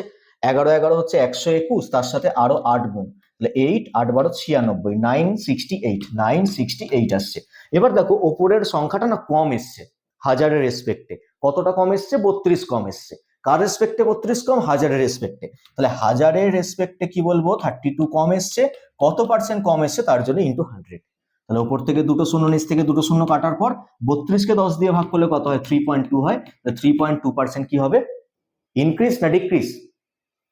উপরের নাম্বারটা ছোট এসছে, তাহলে কি হবে? ডিক্রিজ হচ্ছে। তাহলে আনসার হয়ে যাবে 3.2% ডিক্রিজ। ক্লিয়ার হয়েছে? তাহলে ধীরে ধীরে আমরা কিন্তু একটু কঠিনের দিকে গেলাম, মানে এই টাইপের একটু কঠিনের দিকে গেলাম। তুমি যদি আয়তনের বের করার ফর্মুলাটা না জানতে, তাহলে তুমি কি বুঝতে পারতে যেখানে আর দুবার কাজ হবে, এইচ একবার কাজ হবে? তাহলে ফর্মুলাগুলো কিন্তু মাস্ট, এই ফর্মুলাগুলো যদি জানতে পারো তাহলে কিন্তু আনসার খুব তাড়াতাড়ি চলে আসবে। তেমনই লম্ববৃত্তাকার চোঙের এই কার্ভ সারফেস এরিয়া বের করার সূত্র, এটাও আমি এখানে লিখে দিচ্ছি। কার্ভ সারফেস এরিয়া CSA, শর্টে লিখলাম 2πRH। এটা দেখে আমরা দেখতে পাই যে 2πটা কনস্ট্যান্ট, ওটাকে বাদ, আর এইচ একবার করে রয়েছে, তাহলে আর এইচ তুমি একবার করে নিয়ে কাজ করলে কিন্তু কার্ভ সারফেস এরিয়া কত পার্সেন্ট চেঞ্জ হবে সেটা পেয়ে যেতে। যেমন এখানে ভলিউমে দেখতে পাচ্ছি দুটো আর একটা এইচ আছে, দুটো আর একটা এইচ নিয়ে কাজ করেছি। কার্ভ সারফেস এরিয়ার ক্ষেত্রে একটা আর একটা এইচ নিয়ে কাজ হয়ে যাবে। নেক্সট কোশ্চেন নাম্বার 13, একটি ঘনক, এটাও কিন্তু 3D, আগেরটা যেমন ছিল 3D, এটাও 3D। বলছে একটা ঘনকের বাহুর দৈর্ঘ্য 20% বৃদ্ধি পেলে, মানে সমস্ত বাহুর দৈর্ঘ্য কিন্তু 20% বৃদ্ধি পাচ্ছে, সমগ্র তলের ক্ষেত্রফল, ফর্মুলা কি সমগ্র তলের ক্ষেত্রফলের? 6a²। তাহলে 6টা কনস্ট্যান্ট টার্ম, আমরা a² দেখতে পাচ্ছি মানে a ইন্টু a, তাহলে দুটো a রয়েছে মানে 20% করে দুবার বাড়বে। তাহলে 20% করে দুবার বাড়বে মানে 20 + 20 + 20 ইন্টু 20/100 করে দাও, অথবা তুমি ফ্র্যাকশন ইউজ করে করো 120/100 ইন্টু 120/100, এভাবেও করতে পারো। আগের গুলো কোশ্চেন যেমন করে করেছিলাম এটাও করতে পারো। তাহলে 20 + 20 মানে 40, প্লাস আরো এদিক থেকে আসছে 4, তাহলে 44% কি হচ্ছে? ইনক্রিজ হচ্ছে। ঠিক আছে, তাহলে সমগ্র তলের ক্ষেত্রফল কি হবে? 44% ইনক্রিজ হচ্ছে। কোশ্চেন নাম্বার 14, দেখো এখানে আয়তন বলেছে, সেম কোশ্চেন, ঘনকের প্রত্যেকটা বাহু 20% হ্রাস করলে আয়তন শতকরা কত হ্রাস পাবে? তাহলে আয়তন বের করার ফর্মুলা হচ্ছে a³ মানে a into a into a। এবার 3টে a রয়েছে, তার মানে আমাকে 3বার 20% করে হ্রাস করাতে হবে। তাহলে 80/100 ইন্টু 80/100 ইন্টু 80/100। তাহলে ওপর থেকে 3টে শূন্য কাটলাম, নিচ থেকে 3টে শূন্য কাটলাম, নিচে এলো 1000, আর উপরে 8 এর কিউব 512। ঠিক আছে, এবার হাজারের রেসপেক্টে উপরের নাম্বারটা কতটা কম? 488 কম আছে, তাই না? হাজারের রেসপেক্টে কম আছে, কত পার্সেন্ট কম? তার জন্য 100 গুণ, দুটো করে শূন্য কাটলাম, রেজাল্ট চলে আসে 48.8%, যেটা কি 48.8%টা হ্রাস করবে, কমবে। ঠিক আছে, তাহলে আয়তন কি হবে? 48.8% হ্রাস হবে। কোশ্চেন নাম্বার 15, একটি সমকোণী চৌপল, সমকোণী চৌপল দেখতে হচ্ছে এরকম ইটের মতো, এটা হচ্ছে একটা সমকোণী চৌপল, এটাকে বলা হয় সমকোণী চৌপল, যার দৈর্ঘ্য রয়েছে, প্রস্থ রয়েছে, উচ্চতা রয়েছে। তো সমকোণী চৌপলের দৈর্ঘ্য, প্রস্থ, উচ্চতা যথাক্রমে 20% হ্রাস, 10% বৃদ্ধি, 30% হ্রাস পেলে আয়তন শতকরা কত বৃদ্ধি বা হ্রাস পাবে? ভলিউম বা আয়তন বের করার সূত্র দৈর্ঘ্য গুণ প্রস্থ গুণ উচ্চতা, লিখলাম a into B into C, মানে দৈর্ঘ্য গুণ প্রস্থ গুণ উচ্চতা। ব্যাস, তিনটে জিনিসের মধ্যে আমরা প্রোডাক্টের সম্পর্ক দেখতে পাচ্ছি। তাহলে একবার বলছে যে দৈর্ঘ্য 20% হ্রাস পাচ্ছে, তাহলে 80/100 ইন্টু তারপর প্রস্থ বলেছে 10% বৃদ্ধি পাচ্ছে, মানে 110/100, 110 করে দিই, এটা 110/100 ইন্টু পরেরটা কি বলেছে 30% হ্রাস পাচ্ছে, মানে 70/100। ওপর থেকে 3টে শূন্য কাটছে, নিচ থেকে 3টে শূন্য কাটছে। আচ্ছা, ওপরে কত হচ্ছে? 7 8 56, 56 আর 11 গুণ করলে 6, 6 11, হাতে 1 6, 616, আর নিচে কত আসছে? 1000। তাহলে হাজারের রেসপেক্টে উপরে কত কম আছে? 84, আর এখান থেকে কত? 384 কম আছে হাজারের রেসপেক্টে, ইন্টু 100 করে দাও, তাহলে তুমি আনসার পেয়ে যাবে। তাহলে কত আসবে? 38.4% ইনক্রিজ হচ্ছে না ডিক্রিজ হচ্ছে? এই ভগ্নাংশটার দিকে তাকাও, লবে রয়েছে ছোট, তাহলে ডিক্রিজ হচ্ছে, 38.4% ডিক্রিজ হবে। ঠিক আছে, একবার দেখে নি ক্যালকুলেশন সব ঠিক আছে নাকি? এটা 4, এটা 8, এটা হচ্ছে 3, ওকে, সব ঠিক আছে। নেক্সট কোশ্চেন নাম্বার 16, একটি এবার উল্টো প্রশ্ন দিয়েছে, দেখো, একটি বর্গক্ষেত্রের ক্ষেত্রফল বলে দিয়েছে 69% বৃদ্ধি, তাহলে বাহুর দৈর্ঘ্য শতকরা কত বৃদ্ধি বা হ্রাস পাবে? দেখো, বাহুর দৈর্ঘ্য মানে বাহু হচ্ছে আমরা এ দিয়ে ডিনোট করি, তাহলে ক্ষেত্রফল বা এরিয়া আমরা জানি বাহু স্কোয়ার, বাহু ইন্টু বাহু। এবার এখানে তারা বলেছে যে ক্ষেত্রফলটা 69% বৃদ্ধি হচ্ছে, তার মানে এই ঘরটাতে 169/100 আসবে, এরিয়ার ঘরটাতে 169/100 আসবে, 69% বৃদ্ধি হচ্ছে মানে। এবার আমাকে এমন একটা ভগ্নাংশ দেখতে হবে যাতে দুটো সেম সেম ভগ্নাংশ গুণ করে যেন এটা পাওয়া যায়। তাহলে 169 এর তাহলে রুট করে বসাবো, 100 এর রুট করে বসাবো, তাহলে এখানে 13/10 করে আসবে দুটোই, এটাও 13/10, ওটাও 13/10, কারণ 13 13 গুণ করলে 169 আসে, আর 10 10 গুণ করলে কত আসে? 100 আসে। তাহলে এইবার দেখো যে এ মানে বাহু কত পার্সেন্ট বৃদ্ধি হচ্ছে? 10 থেকে কতটা বেড়েছে? 3 বেড়েছে, তাহলে 10 থেকে 3 বেড়েছে মানে 3 বেড়েছে 10 এর রেসপেক্টে ইন্টু 100, 30% বৃদ্ধি হচ্ছে। তাহলে বাহু কি হবে? 30% বৃদ্ধি যদি হয় তাহলেই কিন্তু ক্ষেত্রফলটা 69% বৃদ্ধি হবে। এবার রিভার্স কোশ্চেন করছে, এতক্ষণ কি করা হচ্ছিল? যে বাহুগুলো কত পার্সেন্ট করে ডিক্রিজ ইনক্রিজ হচ্ছে সেটা বলে দিচ্ছিল, চাইছিল এরিয়া, ভলিউম, এগুলো কত পার্সেন্ট ইনক্রিজ বা ডিক্রিজ হচ্ছে। এবার রিভার্স কোশ্চেন করছে, বলছে যে এরিয়া এত পার্সেন্ট যদি বৃদ্ধি হয় তাহলে বাহুগুলো কত পার্সেন্ট করে বৃদ্ধি হবে। ঠিক আছে, নেক্সট কোশ্চেন নাম্বার 17, আগেরটা ছিল কত? 16 ছিল, নেক্সট 17, একটি ঘনকের আয়তন 27.1% যদি হ্রাস হয় তাহলে বাহুর দৈর্ঘ্য শতকরা কত হ্রাস পাবে? দেখো, ঘনকের এক একটা সাইড হচ্ছে যদি এ করে হয় তাহলে আয়তন বের করার সূত্র, আয়তন বের করার সূত্র হচ্ছে যে আয়তন বের করার সূত্র হচ্ছে বাহুর কিউব, মানে বাহু ইন্টু বাহু ইন্টু বাহু। এবার আয়তনটা বলছে 27.1% হ্রাস, 27.1% হ্রাস মানে 100 রেসপেক্টে উপরে কত লিখবো? 100 থেকে 27.1 মাইনাস করবো, তাহলে 0.9, এটা হয়ে যাবে কত? 27 এর বদলে 28, তাহলে হয়ে যাবে কত? 72। ঠিক আছে, 72.9। এবার আমি ডেসিমেলটাকে তোলবার জন্য এক কাজ করি, নিচে একটা 1000 মানে 0 অ্যাড করে দিই।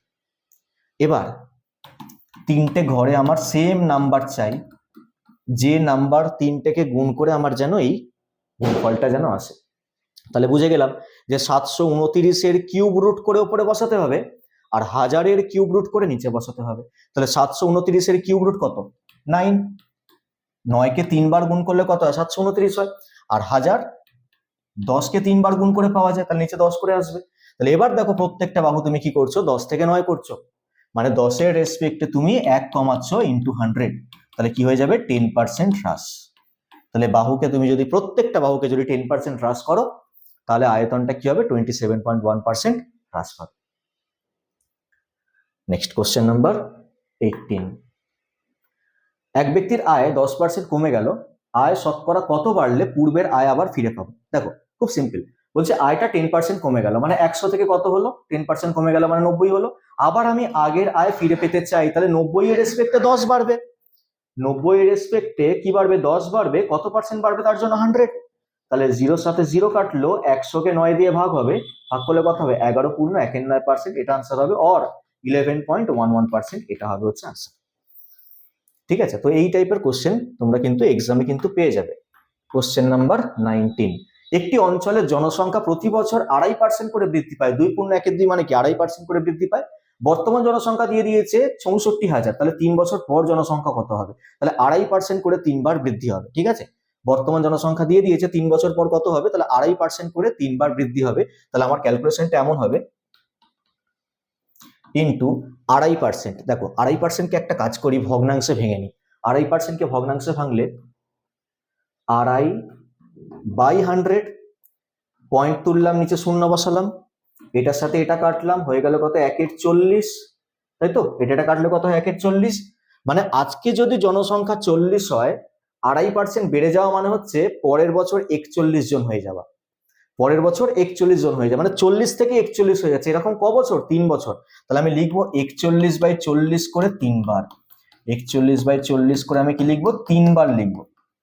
এবার ওপরে 3টে শূন্য কাটছে, নিচে 3টে শূন্য কাটছে, আমার 4 × 4 × 4 কত আসছে, 4 × 4 = 16, 4 × 16 = 64, তো 4 এর কিউব ওপরে বসে আছে, 64 কেটে গেল, তাহলে 3 বার 41 কে গুণ করে দিলে 41 এর কিউব যেটা সেটাই হবে আনসার। আচ্ছা 41 এর কিউব, 41 এর সঙ্গে 41 গুণ করা যাক, কত হচ্ছে 41, 4, 16, তাহলে 1681, আর 1681 এর সঙ্গে আবার 41 গুণ, 1681, 4 × 4, 4 আসছে 32, 4 × 16 = 64, 65, 66, 67। ঠিক আছে, তাহলে যোগ করো, 1, 12, হাতে 1, 6 × 7, 8, 9, 7 × 8, 68921, তাহলে আনসার হবে 68921, এটা হবে কারেক্ট আনসার। ঠিক আছে, তাহলে যদি 2.5% করে বৃদ্ধি পায়, তাহলে নতুন জনসংখ্যা 3 বছর পর হয়ে যাবে হচ্ছে 68,921 জন। নেক্সট কোশ্চেন নাম্বার 20, এবার জনসংখ্যা রিলেটেড প্রশ্ন। ঠিক আছে, বলছে কোন শহরের বর্তমান জনসংখ্যা এত, বার্ষিক 5% হারে যদি জনসংখ্যা কমে, তাহলে 2 বছর আগে জনসংখ্যা কি ছিল। আচ্ছা এইটা বলেছে বর্তমান জনসংখ্যা 2 বছর আগেরটা চেয়েছে, 5% করে কিন্তু কমতে কমতে যাচ্ছে প্রতি বছর। তা বলে কিন্তু আমরা এক্সট্রা ভাববো না যে 2 বছর আগে 5% করে দুবার বেড়ে যাবে, এমন কিন্তু ভাববো না। 5% হারে কি বলেছে, কমাতে বলেছে, তাহলে আমাদের ক্যালকুলেশনটা এমন হবে, 36100 ইন্টু 5% হারে কি বলছে, জনসংখ্যা প্রতি বছর তুমি নেক্সট ইয়ারে গেলে 5% কমবে, আগের বছরে গেলে 5% কিন্তু বাড়বে না। আচ্ছা 5% কমলে তোমরা কেমন ভগ্নাংশ লিখতে, 5% যদি কমতো তাহলে তোমরা লিখতে হচ্ছে 95/100 লিখতে, 5% করে যদি কমতো তাহলে তোমরা কি লিখতে, 95/100 লিখতে। কিন্তু যেহেতু তোমাকে আগের বছরগুলোতে যেতে হবে, তাহলে তুমি 95/100 না লিখে তুমি 100/95 করে লিখবে, 100/95 করে আমরা লিখবো হচ্ছে দুবার, ক্যালকুলেট করলে তবে আনসার আসবে। তাহলে 5 দিয়ে কাটলে এটা আসবে 19, 5 দিয়ে কাটলে 20, ওপরে 20 আর নিচে হচ্ছে 19। আচ্ছা 19 এর স্কোয়ারই হচ্ছে 361, তাহলে এটা কেটে যাবে, তাহলে পড়ে থাকবে 100, তাহলে আনসার হবে কত, 4, 4 এর পেছনে 4টে শূন্য, তাহলে 40,000 হয়ে যাবে হচ্ছে আনসার। তাহলে 2 বছর আগে জনসংখ্যা ছিল 40,000 জন, 5% করে কমতে কমতে 2 বছর পর মানে বর্তমানে জনসংখ্যা হয়ে গেছে হচ্ছে 36,100 জন। কারেক্ট আনসার হচ্ছে এটা 40,000। তাহলে বোঝা গেল যে ভগ্নাংশের আগে কিভাবে আমরা লিখলাম 95/100 নয়। বা কেউ হয়তো এটা ভাববে না যে 5 বছর না, 5% হারে 2 বছর আগে যদি আমি যাই তাহলে 5% করে বাড়বে, তাহলে 105/100 করে দুবার লিখবে, এমনও নয়। 5% করে বাড়বে কোথাও কিন্তু লেখা নেই, আমরা নিজেরা ভুল ভাবছি যে 5% করে বাড়বে। তো কি করতে হবে, 5% করে আমি যদি কমাতাম তাহলে কি ভগ্নাংশ আসতো সেটা আগে ভেবে নিতে হবে। তাহলে লিখতাম হচ্ছে 95/100, এখানে যেহেতু 5% হারে জনসংখ্যা কমছে বলছে, তাহলে তুমি কি লিখতে 95/100, কিন্তু যেহেতু বলেছে আগে যেতে হবে তাহলে ভগ্নাংশটাকে উল্টে দাও, উল্টে দিয়ে যেটা আসছে সেটা হচ্ছে correct answer. Next question number 21, টাটকা ফলে 68% জল আছে এবং শুকনো ফল ড্রাই ফ্রুটে 20% জল আছে, 100 কেজি টাটকা ফল থেকে কত কেজি শুকনো ফল পাওয়া যাবে। দেখো আমরা যখন কোনো টাটকা ফল থেকে যখন শুকনো ফলে কনভার্ট করছি, তখন কিন্তু তার মধ্যে যে পাল্পটা থাকে বা যে শাঁসটা থাকে সেই শাঁসটাকে কিন্তু আমরা একই রাখছি, শাঁস বেরোচ্ছে না। কোনো টাটকা ফল থেকে যখন আমরা শুকনো ফলে কনভার্ট করছি তখন থেকে তার জলটাকে বাইরে বের করে দেওয়া হচ্ছে, ঠিক আছে, শ্বাসটা তো একই থাকছে। তাহলে আমি বলতে পারি যে টাটকা ফলে যতটা শ্বাস আছে শুকনো ফলে কিন্তু ততটাই শ্বাস আছে। তাহলে আমি লিখবো এইভাবে, ফ্রেশ ফ্রুট মানে এফ দিয়ে ডিনোট করলাম ফ্রেশ ফ্রুট, ফ্রেশ ফ্রুটের কত পার্সেন্ট শ্বাস রয়েছে, 68% জল আছে, তাহলে 32% শ্বাস আছে। তাহলে ফ্রেশ ফ্রুটের 32% যেটা, সেটাই ড্রাই ফ্রুটের দেখো 20% জল আছে, তাহলে শ্বাস কত পার্সেন্ট আছে, 80% শ্বাস আছে। এবার 100 কেটে দাও, তোমাকে বলেছে 100 কেজি টাটকা ফল থেকে, মানে টাটকা ফলের জায়গা ফ্রেশ ফ্রুটের জায়গা আমাকে 100 বসিয়ে দিতে হবে। তাহলে এই জায়গা 100 into 32 equal to D into 80, এটা ক্যালকুলেট করে যেটা হবে সেটা কারেক্ট আনসার 4। তাহলে ডি এর ভ্যালু হয়ে যাচ্ছে 4 ইন্টু 10 40, তাহলে 40। ঠিক আছে, তাহলে আনসার হবে হচ্ছে 40 কেজি তুমি শুকনো ফল পাবে, 100 কেজি টাটকা ফল থেকে 40 কেজি শুকনো ফল পাবে। নেক্সট 22, একটি বস্তুর দাম 25% কমলো কিন্তু দৈনিক বিক্রি 30% বেড়ে গেল। দেখো দাম কমার সাথে সাথে বিক্রি কি হয়ে যাচ্ছে, বেড়ে যাচ্ছে, ফলে দৈনিক আয় শতকরা কত বৃদ্ধি বা হ্রাস পাবে। দামের সাথে বিক্রির একটা সম্পর্ক রয়েছে, গুণের সম্পর্ক, দাম আর বিক্রি গুণ করলে আমরা কি পাই, দৈনিক আয় পাই। তাহলে আয় বের করতে আমরা দাম আর বিক্রিকে কি করব, গুণ করব, কিন্তু গুণ তো ডিরেক্ট হবে না, এখানে পার্সেন্টেজ গুলো আছে, তো কত পার্সেন্ট বৃদ্ধি হচ্ছে তার জন্য আমরা কি করব, 25% কমছে মানে 75/100 লিখবো, ইন্টু তারপর 30% বাড়ছে মানে 130/100 লিখবো। তাহলে এটা কাটলে কত, 3 আর 4 আসছে, 0-র সাথে 0 কেটে দাও, আর তো কিছু কাটছে না, 3 × 39 ওপরে আর নিচে হচ্ছে কত, 40, তাহলে 40 এর রেসপেক্টে 1 কমছে, ইন্টু 100 করে দাও, তাহলে 2.5% কমছে, 2.5% ডিক্রিজ হচ্ছে। 40 এর রেসপেক্টে 1 কমছে, সেটা পার্সেন্টেজে কত, 100 দিয়ে গুণ করবো, 2.5% ডিক্রিজ হচ্ছে। তাহলে আয় কিন্তু কমছে, তাই না? দেখো ওপরটা গুণ করে 39 আসছে, নিচে গুণ করে 40 আসছে, তাতেও কি হচ্ছে, আয় কমে যাচ্ছে, 2.5% কমে যাচ্ছে। দাম কমলো, বিক্রি বাড়লো, তাতেও কিন্তু আয় কিন্তু কমে যাচ্ছে 2.5%। 23, 75 গ্রাম চিনি ও জলের শরবতে 30% চিনি আছে, আরো কত গ্রাম চিনি মেশালে নতুন মিশ্রণে 70% চিনি থাকবে। দেখো বলছে যে কত গ্রাম চিনি মেশালে, চিনি মেশাচ্ছি মানে জল সেম থাকবে, ব্যাস এইটুকু কনসেপ্ট জানলেই হয়ে যাবে।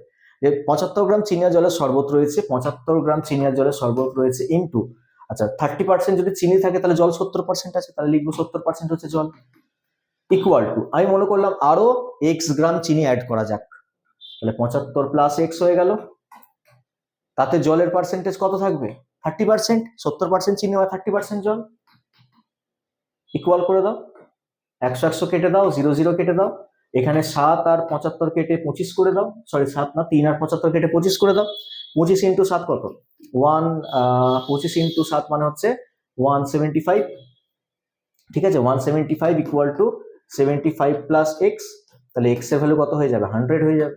তার মানে তোমাকে 100 কেজি, 100 কেজি না 100 গ্রাম, সব গ্রামে আছে না, এটাও গ্রামে আছে, তাহলে 100 গ্রাম আরো চিনি মেশাতে হবে, তাহলে চিনির পার্সেন্টেজ বেড়ে যাবে, 70% হয়ে যাবে। অ্যালিগেশনও করা যায়, আমরা পার্সেন্টেজের নিয়মে করছি, একটা ইকুয়েশন তৈরি করলাম, ইকুয়েশন তৈরি করে আমরা জিনিসটাকে সলভ করলাম, ঠিক আছে, এটাও কিন্তু একটা ইম্পর্টেন্ট টাইপটা ইম্পর্টেন্ট। নেক্সট 25, এক ব্যক্তির আয় ব্যয় অপেক্ষা 20% বেশি, তার আয় 60% এবং ব্যয় 70% যদি বৃদ্ধি পায়, তাহলে সঞ্চয় শতকরা কত বৃদ্ধি বা হ্রাস পাবে। দেখো এক ব্যক্তির আয় বলেছে ব্যয় অপেক্ষা 20% বেশি, আমি লিখে নিলাম এখানে আয় ইকুয়াল টু ব্যয় প্লাস সঞ্চয়, এরকম লিখে নিলাম, ঠিক আছে। এবার বলছে যে আয়টা নাকি ব্যয় অপেক্ষা 20% বেশি, তাহলে আয়টা হচ্ছে ব্যয় অপেক্ষা 20% বেশি। দেখো ব্যয় যদি 100 হয়, আয় হচ্ছে 120, তাহলে সঞ্চয় কত হবে, তাহলে সঞ্চয় হবে হচ্ছে 20 সঞ্চয় হবে, তাই তো। 120-র মধ্যে যদি আমি 100 টাকা যদি খরচা করি, তাহলে 20 টাকা কি হবে, সঞ্চয় হবে। এবার বলছে আয়টা নাকি 60% আর ব্যয়টা 70% বৃদ্ধি পাচ্ছে, আয়টা বলছে 60% বৃদ্ধি, তাহলে 120-র 60% কত, 6×72, 72 টাকা বৃদ্ধি হবে, তাহলে 72 টাকা বৃদ্ধি হলে 192 হয়ে যাবে হচ্ছে আয়টা নতুন আয়। আর ব্যয় বলেছে 70% বৃদ্ধি, মানে এটা হয়ে যাবে 170 টাকা। এবার তাহলে সঞ্চয় আমরা কি করে পাবো, এই দুটোকে মাইনাস করে, মানে 22 টাকা হচ্ছে সঞ্চয়। তো সঞ্চয় কত পার্সেন্ট বৃদ্ধি পাচ্ছে দেখে নাও, 2 টাকা বৃদ্ধি পাচ্ছে 20 টাকার উপর, কত পার্সেন্ট, তার জন্য 100 গুণ, তাহলে এটা কাটলে 10, 100-কে 10 দিয়ে ভাগ করলে হবে কত, 10%, তাহলে 10% হয়ে যাবে হচ্ছে বৃদ্ধি, ঠিক আছে। নেক্সট 26, এক ব্যক্তির মাসিক আয় 13,500 টাকা এবং মাসিক ব্যয় হচ্ছে 9,000 টাকা, আয় 14% আর ব্যয় 7% যদি বৃদ্ধি পায় তাহলে সঞ্চয় শতকরা কত বৃদ্ধি বা হ্রাস পাবে। আচ্ছা চলো এক কাজ করি, আগে আমরা এই ব্যয় আর আয়টাকে না ছোট করি, কাটাকুটি করে নিই।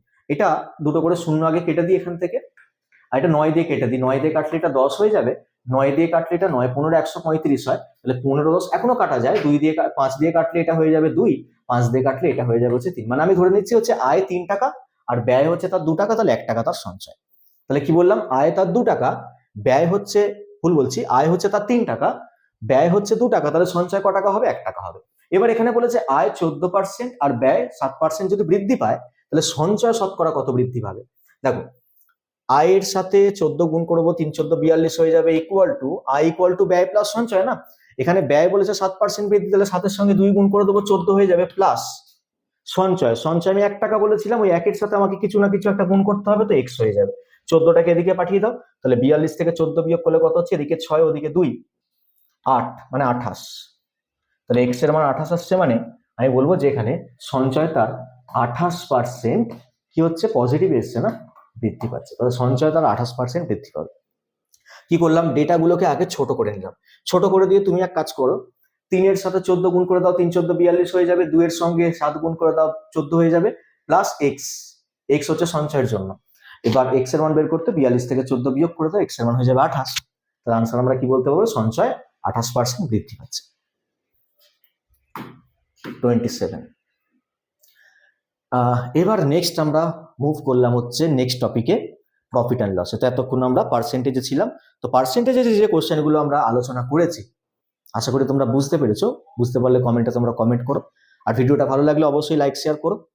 এখানে কোশ্চেন নাম্বার 27 বলছে একটি জামা 1200 টাকায় কিনে মানে হচ্ছে সিপি, কত টাকায় বিক্রি করলে 20% লাভ হবে। তাহলে এটা হচ্ছে সিপি, কত টাকায় বিক্রি করলে 20% লাভ হবে। তাহলে 1200 টাকার ওপর আমি 20% প্রফিট চাই, তাহলে 120/100 দিয়ে আমরা গুণ করে নেবো, তাহলে কত হচ্ছে, 12 12 144, 144 এর পেছনে হয়ে যাবে একটা সিপি, তাহলে 1440 টাকায় বিক্রি করতে হবে, তবে তুমি 20% প্রফিট পাবে। একদম বেসিক কোশ্চেন দিয়ে স্টার্ট করেছি আমরা। নেক্সট 28 বলছে একটা পেন 200 টাকায় কিনে কত টাকায় বিক্রি করলে 10% ক্ষতি হবে। সেম লজিক, 200 টাকায় কিনেছি, 10% লস চাই, তাহলে 200 ইন্টু 90/100, তাহলে 180 টাকায় যদি তুমি সেল করো তাহলে কি হয়ে যাবে, 10% লস হয়ে যাবে। 29, একটি বই 480 টাকায় বিক্রি করে 20% লাভ হয়। এবার বলেছে এটা সেলিং প্রাইস, দেখে শুনে পড়বে। এটা বলেছে এসপি, হ্যাঁ উল্টোটা বলেছে, আগের দুটো প্রশ্নে সিপি বলে দিয়েছিল, এবার কিন্তু এসপি বলে দিয়েছে। 20% প্রফিট করছো মানে ওটা 120% এর ইকুইভ্যালেন্ট। ওই যে নাম্বারটা 480 সেটা হচ্ছে 120% এর ইকুইভ্যালেন্ট। ক্রয় মূল্য চেয়েছে মানে 100% মানে কত। তোমরা চাইলে ইউনিটারি মেথড করতে পারো, এখানে সিপিএসপি লিখে নাও যাতে ভুল না হয়, ঠিক আছে। কোনো একটা জিনিসকে কিনলে 100 টাকায় আর বিক্রি করলে কিভাবে, এখানে বলে যে 20% লাভ করে মানে 120 টাকা তুমি বিক্রি করলে, আর বিক্রয় মূল্যটা প্রশ্ন দিয়ে দিয়েছে 480, তাহলে আমি কি লিখবো যে 120 মানেই হচ্ছে 480, তাহলে 100 মানে কত, ইউনিটারি মেথড। দেখো এটা সেম জিনিস আমি করছি এখানে, তাহলে 120% এর ইকুইভ্যালেন্ট যদি 480 হয় তাহলে 100% ইকুইভ্যালেন্ট কত হবে, তাহলে 480/120 ইন্টু 100, তাহলে ক্যালকুলেট করে এটা কাটলে 4 হবে, 400 টাকা হয়ে যাবে হচ্ছে আনসার। নেক্সট কোশ্চেন নাম্বার 30, ক্রয় মূল্যের ওপর 10% লাভ হলে বিক্রয় মূল্যের ওপর লাভের হার কত। ক্রয় মূল্যের ওপর 10% লাভ, তাহলে সিপি আর এসপি, সিপি হচ্ছে 100 যদি হয় তাহলে এসপি হচ্ছে 110, 10% লাভ বলেছে, 110 টাকায় বিক্রি। এবার বলছে লাভের হার তুমি নির্ণয় করো কিন্তু বিক্রয় মূল্যের ওপর। আমি দেখতে পাচ্ছি লাভ আমার 10 টাকা আসছে, কিন্তু বিক্রয় মূল্যের ওপর লাভ চাই, নিচে লিখতে হবে 110 ইন্টু 100। ন্যাচারালি নিচে কিন্তু ক্রয় মূল্য লেখা হয়, কিন্তু এখানে যেহেতু মেনশন করে দিয়েছে যে বিক্রয় মূল্যের উপর লাভের হার হিসাব করতে হবে, নিচে আমাকে লিখতে হলো বিক্রয় মূল্যটাকে। আর লাভের হার মানে পার্সেন্টেজ বের করতে গেলে আমাদের একটা ভগ্নাংশের সঙ্গে 100 গুণ করতে হবে। তাহলে বিক্রয় মূল্যের উপর লাভের হার বের করার ফর্মুলা কি, উপরে লিখবো হচ্ছে লাভের পরিমাণ, নিচে লিখবো বিক্রয় মূল্য ইন্টু 100, ঠিক আছে। আর নর্মালি প্রফিট পার্সেন্টেজ বের করার ফর্মুলা কি, নর্মালি প্রফিট পার্সেন্টেজ আমরা কিন্তু ক্রয় মূল্যের সাপেক্ষে বের করি, তাহলে লিখতে হয় কত টাকা প্রফিট হয়েছে, নিচে লিখতে হয় সিপি ইন্টু 100, এটা হচ্ছে ফর্মুলা। সিপি মানে ক্রয় মূল্য, কিন্তু যেহেতু এখানে বলেছে বিক্রয় মূল্যের উপর লাভের হার, তাই কিন্তু নিচে চলে আসবে হচ্ছে বিক্রয় মূল্য, এটাই চেঞ্জ, আর কিন্তু কোনো রকম এখানে চেঞ্জ হয় না। এখানে যেহেতু মেনশন করা আছে তাই নিচে বিক্রয় মূল্য এসছে। এটার সাথে এটা কাটলো, 100 কে 11 দিয়ে ভাগ মানে 9 পূর্ণ 1-এর 11% বা 9.09% কি হয়ে যাবে, প্রফিট হবে। এখানে দাম বাড়িয়ে বিক্রি করছি, প্রফিট। ক্লিয়ার হয়েছে? 9.09% কি হবে, প্রফিট হবে। নেক্সট কোশ্চেন নাম্বার 30 পর 31। নেক্সট 31, বিক্রয় মূল্যের ওপর 20% ক্ষতি হলে ক্রয় মূল্যের ওপর ক্ষতির হার কত? বিক্রয় মূল্যের ওপর বলছে 20% ক্ষতি, তাহলে সিপি এসপি 100 কিনে 80-তে সেল, বলছে ক্রয় মূল্য, ও বিক্রয় মূল্যের ওপর আমি এখানে ভুল করে দিয়েছি। দেখো এখানে বলেছে যে বিক্রয় মূল্যের ওপর 20% ক্ষতি, বিক্রয় মূল্যের ওপর 20% ক্ষতি মানে আমি এখানে শুরুতেই ভুল করে দিয়েছি। বিক্রয় মূল্যটাকে তোমাকে 100 ধরতে হবে, তাহলে সিপি আর এসপি বিক্রয় মূল্যের ওপর যেহেতু ক্ষতি বলেছে, তাহলে বিক্রয় মূল্যটাকে 100 ধরবো। আর 20% ক্ষতি মানে ক্রয় মূল্য আরো বেশি দাম ছিল, মানে 120 ছিল ক্রয় মূল্য। ক্ষতি কখন হবে? যখন তুমি জিনিসটাকে বেশি দামে কিনে কম দামে সেল করবে, তখনই না ক্ষতি হবে। এবার হচ্ছে ক্রয় মূল্যের ওপর ক্ষতির হার, তাহলে আমি ক্ষতি এখানে দেখতে পাচ্ছি 20 টাকা ক্রয় মূল্যের ওপর চেয়েছে, তাহলে নিচে লিখবে 120 × 100, এটা কাটলে 6, 100-কে 6 দিয়ে ভাগ করো, 16.23% কি হয়ে যাবে, লস হয়ে যাবে, 16.23% হয়ে যাবে কারেক্ট আনসার। 32, 4 টাকায় 5টি লেবু কিনে 8 টাকায় 6টি লেবু বিক্রি করলে লাভ বা ক্ষতির হার কত? একদিকে লিখবে আর্টিকেল, এই টাইপের প্রশ্ন, আর একদিকে লিখবে প্রাইস। ওকে, 4 টাকায় 5টা কিনেছো, 4 টাকায় 5টা লেবু কিনেছো, পাশে সিপি লিখে দাও। 8 টাকায় 6টা বিক্রি করেছো, 8 টাকায় 6টা বিক্রি করেছো, পাশে এসপি লিখে দাও। এবার কি করো, দ্রব্যের সংখ্যা ইকুয়াল বানিয়ে দাও। যদি ইকুয়াল না বানাতে চাও তাহলেও একটা কাজ করা যায়, এখানে লাভ বা ক্ষতির হার চেয়েছে, ক্রস মাল্টিপ্লাই করে দাও, তাতেও চলে আসবে। ক্রস মাল্টিপ্লাই করে দিয়ে এদিকে হবে 4 × 6 = 24 টাকায় কেনা, আর এখানে 5 × 8 = 40 টাকায় সেল। 16 টাকা প্রফিট কার উপর? 24-এর উপর হবে প্রফিট, কারণ ক্রয় মূল্যের উপর প্রফিট হিসাব হয়, ইন্টু 100, এটা 8 দিয়ে কাটলে 2, 8 দিয়ে কাটলে 3, তাহলে 200/3 মানে 66.23% হয়ে যাবে হচ্ছে প্রফিট। তাহলে 66.66% প্রফিট বা 66.23% প্রফিট হবে। নেক্সট 33, কোন দোকানদার 40টি আমের ক্রয় মূল্যে 32টি আম বিক্রি করলো, মানে 40টার ক্রয় মূল্য যা 32টার বিক্রয় মূল্য তাই, তাতে তার শতকরা কত লাভ বা ক্ষতি হবে? তাহলে 40টার ক্রয় মূল্য যা 32টার বিক্রয় মূল্য তাই, তাহলে সিপি বাই এসপি কত হবে? এটা ঘুরে যাবে, সিপিটা হয়ে যাবে 32 টাকা, এসপিটা হয়ে যাবে 40 টাকা। 32 টাকায় কিনে 40 টাকায় বিক্রি, এমন সেন্স দেখাচ্ছে। তাহলে 8 টাকা প্রফিট হবে 32 টাকার উপর, ইন্টু 100। সবসময় আমি কি বলেছিলাম, প্রফিট পার্সেন্টেজ ক্রয় মূল্যের সাপেক্ষে বের করবো। ক্রয় মূল্য আসছে 32, নিচে 32 আসবে, 4 আসছে 32, তো 25% কি হয়ে যাবে, প্রফিট হয়ে যাবে। প্রফিট হবে 25%। 34, এক ব্যক্তি টাকায় 4টি এবং টাকায় 6টি হিসাবে সমান সংখ্যক লেবু কিনে টাকায় 5টি হিসাবে বিক্রি করলে মোটের উপর শতকরা কত লাভ বা ক্ষতি হবে? তাহলে সিপিএসপি না, আর্টিকেল আর প্রাইস। প্রথমে কি বলছে, যে ব্যক্তি 4টি, 1 টাকায় 4টি হিসাবে কিছু কিনলো সিপি, আবার 1 টাকায় 6টি হিসাবে সমসংখ্যক, 1 টাকায় 6টি হিসাবে সমসংখ্যক আবার কিনলো। সমসংখ্যক কিনতে গেলে তাহলে আমাকে আর্টিকেল কি করতে হবে, সেম বানাতে হবে।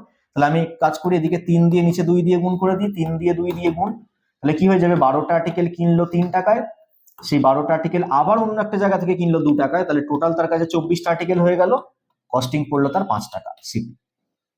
নেক্সট কি বলছে, যে টাকায় 5টা হিসাবে সেল করছে, 1 টাকায় 5টা হিসাবে সে এবার কি করছে, বিক্রি করছে, আর কত পার্সেন্ট লাভ বা ক্ষতি হবে? ক্রস মাল্টিপ্লাই করে দাও আগেরটার মতো, ক্রস গুণ করে, মানে 25 টাকায় কেনা 24 টাকায় বিক্রি, 25 টাকায় কেনা 24 টাকায় বিক্রি, মানে হচ্ছে 1 টাকা লস, 25-এর ওপর লস হবে, ইন্টু 100, তাহলে 4% কি হয়ে যাবে, লস হয়ে যাবে। তাহলে 4% লস, আনসার হয়ে যাবে 4% লস।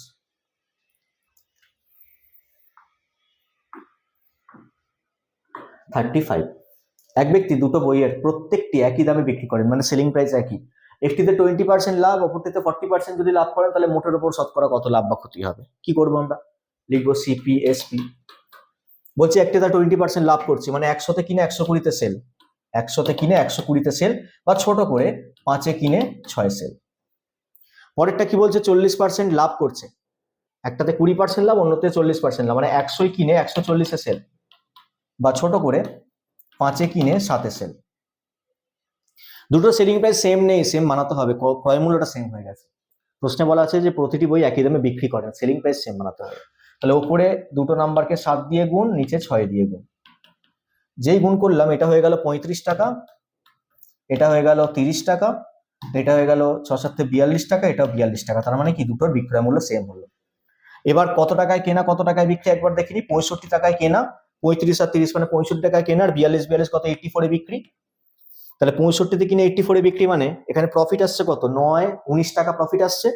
65 এর উপর প্রফিট হিসাবে ইন্টু 100 ক্যালকুলেট করলে যেটা আসবে সেটা। তাহলে একবার দেখে নাও গ্যাপটা কত আসছে, 19 টাকার গ্যাপ আছে। আচ্ছা, এটা 5 দিয়ে কাটলে 5 × 13 = 65, 5 দিয়ে কাটলে 20, 20 আর 19 গুণ করলে কত হয়, 19 × 2 = 38, 380/13, 13 × 13 = 26, 120, 9 × 13 = 117, 3, এত পার্সেন্ট কি হবে, প্রফিট হবে। 29.3 প্রফিট হবে। ঠিক আছে, এটা হবে কারেক্ট আনসার, 29.3 প্রফিট। নেক্সট 36, এক ব্যবসায়ী 180 টাকায় দুটো দ্রব্য কিনে প্রথমটিকে এত টাকা কত পার্সেন্ট লাভে, দ্বিতীয়টিকে 50% লাভে বিক্রি করে বিক্রয় মূল্যের সমান বিক্রয় মূল্যের সমান হলে, আচ্ছা বিক্রয় মূল্য দুটো আবার বলে তো সমান, তা দ্রব্য দুটির ক্রয় মূল্য কত। আচ্ছা, এত টাকায় দুটো দ্রব্য কিনেছে মানে দুটো দ্রব্যের ক্রয় মূল্য টোটাল হচ্ছে 180 টাকা। একটাতে 20% লাভ, একটাতে বলেছে 50% লাভ। বিক্রয় মূল্য সমান বলে দিয়েছে, মানে আমি তাহলে এক কাজ করি, সিপিএসপি লিখলাম এখানে। 20% প্রফিট মানে 5 এ কিনে 6 এ বিক্রি, আর পরেরটা 50% লাভ মানে 2 এ কিনে 3 এ বিক্রি, তাই না? 2 এ কিনে 3 এ বিক্রি বা 4 এ কিনে 6 এ বিক্রি, 4 এ কিনে 6 এ বিক্রি, 50% প্রফিট। যে দামে কিনবো তার অর্ধেক আমার যেন প্রফিট হয়, তবেই তো 50% প্রফিট। দেখো আমি এখানে এভাবে কেন লিখলাম, কারণ বিক্রয় মূল্য আমার সেম বানাতে হবে। ক্রয় মূল্যের অনুপাত দেখো পেয়ে গেলাম 5 আর 4, 5 আর 4 পেয়ে গেলে এবার 180 টাকাটাকে 5 আর 4 ভেঙে দেবো। কি চেয়েছে, দ্রব্য দুটির ক্রয় মূল্য। তাহলে একটার দাম কত হবে, 180 ইন্টু একবার 5 এর 9, আর একটার দাম হবে 180 ইন্টু একবার 4 এর 9। তাহলে একটা হয়ে যাবে হচ্ছে 100 টাকা, আর একটা হয়ে যাবে 80 টাকা। তাহলে 100 টাকার 80 টাকা হয়ে যাবে, রাইট আনসার। 37, এক ব্যক্তি শাড়ির ক্রয় মূল্যের উপর 30% দাম বাড়িয়ে বিক্রয় মূল্যের সময় 10% ছাড় দেয়। 30% দাম বাড়িয়ে 10% ছাড় পরপর হচ্ছে, এতে শতকরা তার কত লাভ বা ক্ষতি। তাহলে 30 - 10 - 30 × 10/100, 20 - 3, 17% কি হবে, প্রফিট হবে। ঠিক আছে, 17% প্রফিট হবে। 38, এক ব্যক্তি ক্রয় মূল্যের উপর 25% দাম বাড়িয়ে ধার্য মূল্য স্থির করেন, বিক্রির সময় শতকরা কত ছাড় দিলে মোটের উপর 10% প্রফিট হবে। তাহলে 25% দাম বাড়িয়ে দিয়েছি, 125/100 ইন্টু কত ডিসকাউন্ট জানি না, ওভারঅল তোমার প্রফিট যেন 10% হয়, 110/100। 100 কাটলো, তাহলে এক্স এর ভ্যালু কি আসছে, 110/125। 125 এর রেসপেক্টে কত কমছে, 15 কমছে। তাহলে 125 এর রেসপেক্টে 15 কমছে, কত পার্সেন্ট, তার জন্য ইন্টু 100। 25 দিয়ে কেটে 5, 25 দিয়ে কেটে 4, এটা কাটলে 3, 3 × 4 = 12%। তাহলে 12% কি হবে, ডিসকাউন্ট দেওয়া হয়েছে, 12% ডিসকাউন্ট আছে। তো 12% ডিসকাউন্ট দিলে তোমার কি হবে, 10% প্রফিট থাকবে। 25% বাড়িয়ে 12% ডিসকাউন্ট দিলে 10% প্রফিট থাকবে। 39, এক ব্যক্তি 20% ছাড়ে একটি বই কেনেন এবং বইটির ধার্য মূল্যের উপর 12% বাড়িয়ে বিক্রি করেন। 20% ছাড়ে একটা বই কিনলো, মানে 100-তে যদি এমআরপি হয়ে থাকে সে 80-তে কিনলো, আর 12% বাড়িয়ে বিক্রি করলো, মানে সে 112-তে বিক্রি করলো, মানে 80 টাকায় কিনে 112-তে সেল, তার কত পার্সেন্ট লাভ। 80-তে কিনে যদি 112-তে তার সেল হয়, তাহলে এখানে 32 টাকা তার প্রফিট ঢুকে গেছে। 80 টাকার উপরে 32 টাকা প্রফিট ইন্টু 100 করে দাও, কত পার্সেন্ট প্রফিট নিয়ে পেয়ে যাবে, 4 × 8 = 32, মানে 40% হয়ে যাবে হচ্ছে প্রফিট। ঠিক আছে, 40% হয়ে যাবে প্রফিট। নেক্সট কোশ্চেন নাম্বার 40,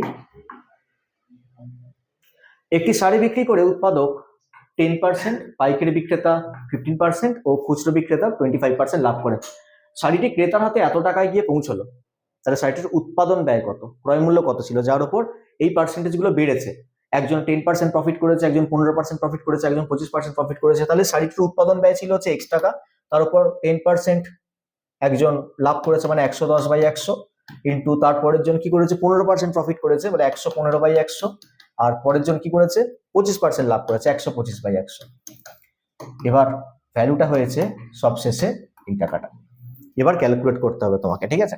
তো এটা কাটলাম, এটা হচ্ছে 23, এটা হচ্ছে 20, এটা কাটলে এটা 5, এটা 4, জিরোর সাথে জিরো কাটলাম, 5 আর এটা কেটে 2 লিখলাম, আর তো কিছু কাটছে না। আচ্ছা, ওপরের এই নাম্বারগুলো গুণ করলে কি এখানের সঙ্গে কিছু ম্যাচ করতে পারে? এখানে তোমার আসবে হচ্ছে 11 55, হ্যাঁ এটা 11 দিয়ে কাটবে, 11 একে 11, 11 একে 11, 5 11 55, আর 23 আর এটা কেটে কুটে হয়ে যাবে কত? 5। তাহলে 5-এর সাথে এই নাম্বারগুলো গুণ হয়ে যাবে। তাহলে x ইকুয়াল টু 5 4 5 20, 20 20 হচ্ছে 400, 400 ইন্টু 2 মানে 800 টাকা। তাহলে x এর মান হয়ে যাবে হচ্ছে 800 টাকা, মানে উৎপাদন ব্যয় ছিল 800 টাকা। এইভাবে হস্তান্তর হওয়ার পর দামটা এত টাকায় গিয়ে পৌঁছেছে, 1265 টাকায় পৌঁছেছে।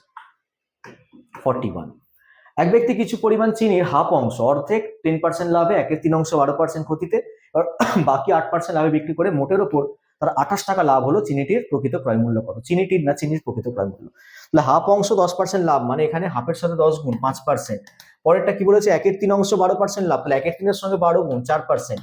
আর পরেরটা দেখো, হাফ আর 1/3 যদি কাজ হয়ে যায় তাহলে হাফ আর 1/3 কে আমি বাদ দিয়ে দিই এক অংশ থেকে, হাফ আর 1/3 এর যোগফল কত?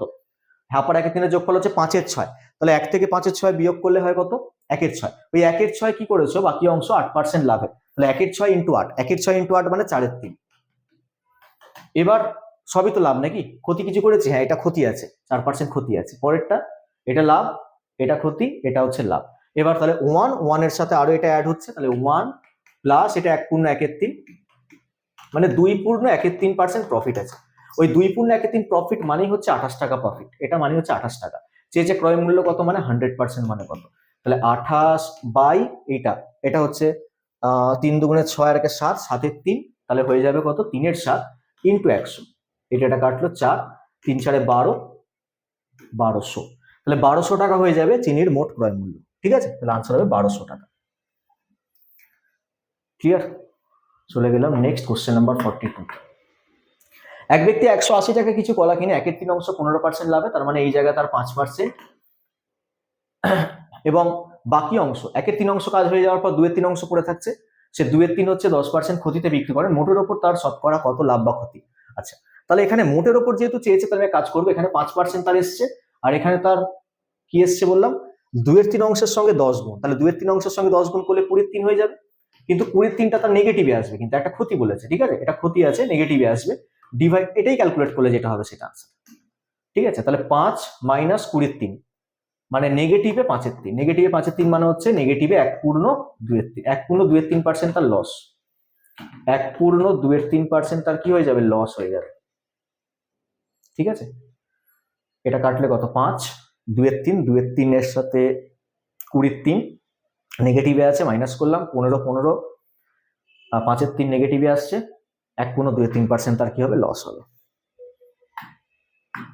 43, এক ব্যবসায়ী 800 টাকা কিছু চিনি কিনলো, তার 3/4 অংশ 20% ক্ষতিতে বিক্রি করলো, বাকি অংশ শতকরা কত লাভে বিক্রি করলে মোটের ওপর তার যেন 5% ক্ষতি হয়। আচ্ছা, তাহলে 3/4 সঙ্গে 20 গুণ করে দিই, এটা কাটলে কত হয়? 5 3 5 15 হয়ে যাবে, এটা 15 পজিটিভে আসছে, তাহলে প্লাস 15।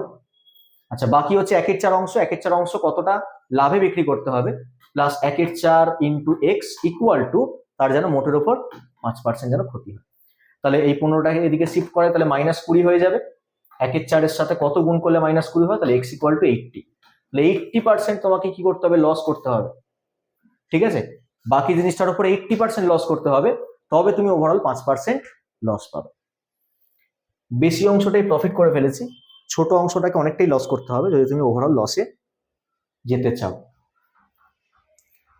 44, এক ব্যক্তি মোট কাপড়ের অর্ধেক মানে 1/2 অংশ 20% লাভে, বাকি কাপড়ের আবার 1/3 অংশ। আচ্ছা, বাকি কাপড়ের 1/3 অংশ মানে হচ্ছে হাফের পরে হচ্ছে, হাফের আবার 1/3 মানে 1/6 অংশ, 1/6 অংশ 20% ক্ষতিতে বিক্রি করেন, বাকি কাপড় ক্রয় মূল্যে বিক্রি করলে মোটের ওপর তার শতকরা কত লাভ বা ক্ষতি হবে? শতকরা চেয়েছে। ওকে, তাহলে দেখো অর্ধেক 20% লাভ মানে হচ্ছে হাফের সঙ্গে আমি 20 গুণ করবো, প্লাস পরেরটা 1/3 অংশ, কার 1/3 অংশ? বাকি কাপড়ের 1/3 অংশ, বাকি কাপড় মানে হাফ অংশ পরে তার 1/3 অংশ হচ্ছে কত? 1/6, 1/6 এর সাথে গুণ করবো কত? 20% ক্ষতি, তাহলে -20, প্লাস পরেরটা কি বলেছে? বাকি কাপড় ক্রয় মূল্যে বিক্রি করেন। এবার বাকি কাপড় ক্রয় মূল্যে বিক্রি করেন মানে ওভারঅল কোনো প্রফিটও হচ্ছে না, কোনো লস হচ্ছে না, তাহলে এখানে তোমার 0 হবে, এখানে কোনো কাজ হবে না। ঠিক আছে, এখানে 0 আসবে। এবার মোটের উপর তার শতকরা কত লাভ বা ক্ষতি হয় এটা ক্যালকুলেট করলে যেটা হবে সেটাই আনসার। আর এখানে আসবে 10, আর এখানে আসবে কত? 20 কে 6 দিয়ে ভাগ করি, 20কে 6 দিয়ে ভাগ করলে আসবে কত? 10-3, তাহলে -10-3, মানে 20-3 পজিটিভে আসছে। তাহলে 20-3 পজিটিভে আসছে, 20-3 যদি পজিটিভে আসছে বলবো 6.2-3% তার প্রফিট হবে। তার 6.2-3% প্রফিট হবে। এখানে কোনো 100 টাকা কিছু টাকা ধরার প্রয়োজন নেই, তার 6.2-3% প্রফিট হয়ে যায়। 45, এক ব্যক্তি 5,000 টাকায় কিছু চাল কিনে কিছু অংশ 10% লাভে ও দ্বিতীয় অংশ 20% লাভে বিক্রি করে মোট 700 টাকা তার লাভ হয়েছে। আচ্ছা, মোট 700 টাকা লাভ হয়েছে, কত অংশের ক্রয় মূল্য কত, মানে দুটো অংশের ক্রয় মূল্য কত আর কি। দেখো 700 টাকা লাভ, আমি যদি 5,000 টাকার উপরে 10% লাভ করতাম 500 টাকা লাভ পেতাম, 5,000-এর উপর 20% লাভ পেলে 1,000 টাকা লাভ পেতাম, আর 700 টাকা মিডিলে বসে সিম্পল অ্যালিগেশন চালা। এদিকে আসবে 300, এদিকে আসবে 200, তাহলে রেশিওটা হচ্ছে 3:2। এই 3:2 রেশিওতে তুমি এই 5,000 টাকাটাকে ভেঙে দেবে, তাহলে একদিকে হয়ে যাবে 3,000 টাকার জিনিস আর একদিকে হয়ে যাবে হচ্ছে 2,000 টাকার জিনিস। তাহলে ক্রয় মূল্যের অনুপাত হবে হচ্ছে 3:2, আনসার হয়ে যাবে 3,000 আর 2,000। 46, এক ব্যক্তি 16,000 টাকায় একটা টিভি একটি রেডিও ক্রয় করেন। টিভিটি 20% লাভে, রেডিওটি 10% ক্ষতিতে বিক্রি করেন, মোটের ওপর তার 2,000 টাকা লাভ হয়। রেডিওটির ক্রয় মূল্য কত? ওকে, চলো একই কোশ্চেন আছে এখানে। দেখো টিভিটা 20% লাভে বিক্রি করছে, তাহলে এটার 20% কত হিসাব করে নাও।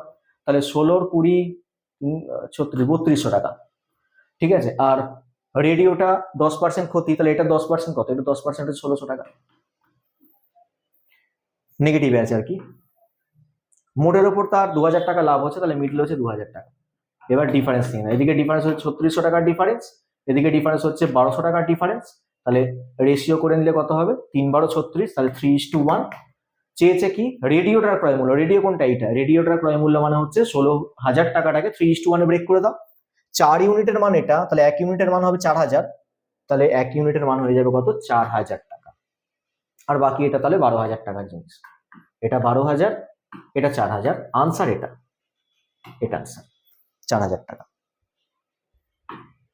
47, এক ব্যক্তি 8% ক্ষতিতে একটি দ্রব্য বিক্রি করেন, সে আরো 12,000 টাকা বেশি পেলে 12% লাভ হতো। ওকে, দেখো 8% ক্ষতিতে বিক্রি করছে, 12% লাভ মানে হচ্ছে এই ক্ষতি থেকে লাভের দিকে যেতে গেলে তোমাকে 20% দাম বাড়াতে হবে। ওই 20% মানে হচ্ছে 12,000 টাকা। বলছে দ্রব্যটার ক্রয় মূল্য কত? 100% মানে কত? তো 100% বের করতে এটাকে 5 গুণ করে দাও, 5 × 60, 60-এর পেছনে আরো 3টে শূন্য হয়ে যাবে, 60,000 টাকা হয়ে যাবে আনসার। 48, এক ব্যক্তি দুটো দ্রব্য প্রত্যেকটা 120 টাকায় বিক্রি করেন, বিক্রয় মূল্য একই। একটাতে 12% লাভ, অপরটাতে যদি 12% ক্ষতি হয়, সমগ্র ব্যবসায় তার শতকরা কত লাভ বা ক্ষতি হয়। যদি এরকম টাইপের কোশ্চেন দেয়, দুটো দ্রব্যের বিক্রয় মূল্য একই, একটাতে যত পার্সেন্ট লাভ, অন্যটাতে তত পার্সেন্ট ক্ষতি, এরকম টাইপের একটা কোশ্চেন করালাম, কিন্তু এখানে দুটো পার্সেন্টেজ আলাদা আলাদা ছিল, তো সে কারণে আমি কোনো ফর্মুলা অ্যাপ্লাই করিনি। এখানে ফর্মুলা অ্যাপ্লিকেবল। একটাতে 12% প্রফিট, একটাতে বলেছে 12% লস, তাহলে ওভারঅল তার কি হবে? a²/100% লস হবে। Direct formula. এর জায়গায় কি বসাবে? 12 স্কোয়ার/100, 144/100 মানে 1.44% কি হবে? লস হবে। আনসার হবে 1.44% লস। এখানে 120 টাকার কোনো ফাংশন নেই। 49, ক্রয় মূল্য শতকরা কত হার বাড়িয়ে ধার্য মূল্য স্থির করলে ক্রেতাকে 20% কমিশন দিয়েও যেন 10% লাভ থাকে। তাহলে x × 20% কমিশন মানে 80/100 ইকুয়াল টু 10% যেন প্রফিট হয় 110/100। দাম বাড়ানোর পর ডিসকাউন্ট দিলাম, তারপর তার লাভ হলো। সিকোয়েন্সটা এমন, 0-র সাথে 0 কাটলো, তাহলে x এর মান হচ্ছে কত? 11/8। 8 থেকে কত বাড়ছে? 8 থেকে 3 বাড়ছে। কত বাড়ছে? × 100। ক্যালকুলেট করলে 37.5% দাম বাড়িয়ে তারপর তুমি যদি ছাড় দাও, তাহলে তোমার প্রফিটটা আসবে। নেক্সট কোশ্চেন 50, একজন ব্যবসায়ী বইয়ের ক্রয় মূল্যের উপর 20% দাম বাড়িয়ে বিক্রির সময় 10% ছাড় দেন, এতে শতকরা তার কত লাভ বা ক্ষতি হবে? দেখো দাম বাড়িয়ে 10% ছাড়, মানে এখানে কিন্তু সাকসেসিভ ফর্মুলা তুমি অ্যাপ্লাই করতে পারো। 20 - 10 - 20 × 10/100, 10 - 2 8% তার কি হবে? প্রফিট হবে। এইখানে সাকসেসিভ ফর্মুলা অ্যাপ্লাই করবে, আগেরটার ক্ষেত্রে না। Next question number 51,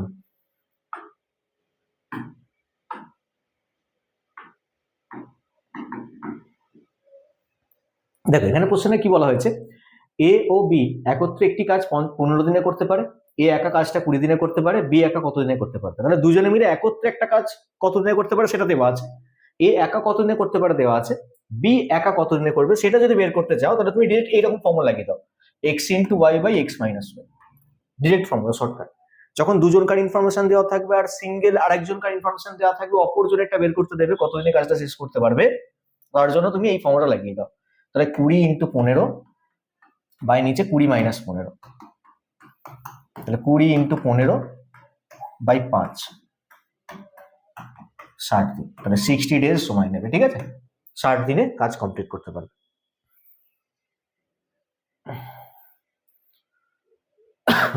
next 52, A B O C একত্রে একটা কাজ 5 দিনে করতে পারে, এ একা ওই কাজটা 20 দিনে করতে পারে, এ আর বি একত্রে 10 দিনে করতে পারে, এ ও সি একত্রে কাজ করলে কদিনে করবে। তাহলে এইভাবে জিনিসটাকে করো, এ বি সি একসাথে একটা কাজ কমপ্লিট করতে 5 দিন সময় নেয়, এ একা কাজ করলে সময় নেয় 20 দিন, এ আর বি একত্রে কাজ করলে সময় নেয় 10 দিন, চেয়েছে এ আর সি একত্রে করলে কদিন সময় লাগবে, এটা প্রশ্ন। লসাগু করে নেবো, মোট কাজের পরিমাণ দেখে নেবো, তিনজনকার লসাগু হচ্ছে 20, এফিসিয়েন্সি 4, 1, 2, চারটা তিনজনকার মোট এফিসিয়েন্সি, এর এফিসিয়েন্সি 1, এ আর বি এর মোট এফিসিয়েন্সি হচ্ছে 2, তাহলে বি এর এফিসিয়েন্সি 1, আর সি এর এফিসিয়েন্সি তাহলে কত হবে, 2 হবে, কারণ 1, 1 আর 2 মিলে তবে কিন্তু 4 এফিসিয়েন্সি এসছে। এ আর সি এর এফিসিয়েন্সি হচ্ছে 3, তাহলে 20 কে আমরা 3 দিয়ে ভাগ করে দেবো, তাহলে এ আর সি কতদিনে কাজ কমপ্লিট করবে সেটা পেয়ে যাবো। আনসার হবে 6 পূর্ণ 2-3 দিন। নেক্সট 53, এ ও বি একত্রে একটা কাজ 16 দিনে 12 দিনে করতে পারে, 4 দিন একা কাজ করার পর এ চলে গেল, তাহলে 4 দিন একা কাজ করার পর এ চলে গেল, বি একা বাকি কাজ কত দিনে শেষ করবে। দেখো খুব সিম্পল জিনিস, 16 দিনে বলছে এ একটা গোটা কাজ করতে পারে, 4 দিন একা কাজ করলো মানে 1/4 অংশ কাজ তো হয়ে গেছে, তাহলে 1/4 অংশ যদি কাজ হয়ে গিয়ে থাকে তাহলে আর পড়ে থাকলো কত, 3/4 অংশ কাজ। এই কাজটা করবে বি, করবে একা করবে কদিনে শেষ করবে, বি একটা গোটা কাজ করতে 12 দিন নেয়, তাহলে 3/4 অংশ কাজ করতে কদিন নেবে, ইন্টু 12, 9 দিন সময় লাগবে, 9 days। 54, এ ও বি একত্রে একটা কাজ 15 দিনে করতে পারে, বি একা ওই কাজ 30 দিনে করতে পারে, 5 দিন একত্রে কাজ করার পর বি চলে যায়, মানে 5 দিন তারা একসাথে কাজ করেছে, বাকি কাজ এ কতদিনে করতে পারবে। দেখো এখানে এর যদি একার ইনফরমেশন থাকতো তাহলে ভালো হতো, এর একার ইনফরমেশন তুমি বের করে নাও। দেখো এভাবে করে নাও, এ আর বি একসাথে একটা কাজ কমপ্লিট করতে 15 দিন সময় নেয়, বি একা কমপ্লিট করলে 30 দিন সময় নেয়। এবার লসাগু করলাম, মোট কাজ 30, এফিসিয়েন্সি 2 আর 1, তাহলে বি এর এফিসিয়েন্সি 1, এরও এফিসিয়েন্সি 1, দুজনকার এফিসিয়েন্সি সেম সেম। 5 দিন একত্রে কাজ করলো, 5 দিন একত্রে কাজ করলো মানে এ আর বি 2 ইউনিট করে 5 দিনে 10 ইউনিট কাজ হয়ে গেল, 10 ইউনিট কাজ যদি মাইনাস করে আর 20 ইউনিট কাজ করে থাকলো, এরপর তো বি চলে গেল, তাহলে এ কত দিনে শেষ করবে, এই কাজটাকে এর এফিসিয়েন্সি দিয়ে ভাগ করে দেবো, তাহলে 20 কে এর এফিসিয়েন্সি 1 দিয়ে ভাগ করে দাও, তাহলে 20 দিন আনসার হয়ে যাবে। নেক্সট 55, এ এবং বি একা একটা কাজ করতে 20 দিন 30 দিন শেষ করতে পারে, এ একা 5 দিন কাজ করার পর বি আবার যোগ দিচ্ছে, বাকি কাজ এ ও বি একত্রে কদিনে করবে। দেখো এখানে এ আর বি, এ একা কাজ করলে 20 দিনে শেষ হয়, বি একা কাজ করলে 30 দিনে শেষ হয়, লসাগু করলে লসাগু 60, এফিসিয়েন্সি হচ্ছে 3 আর 2।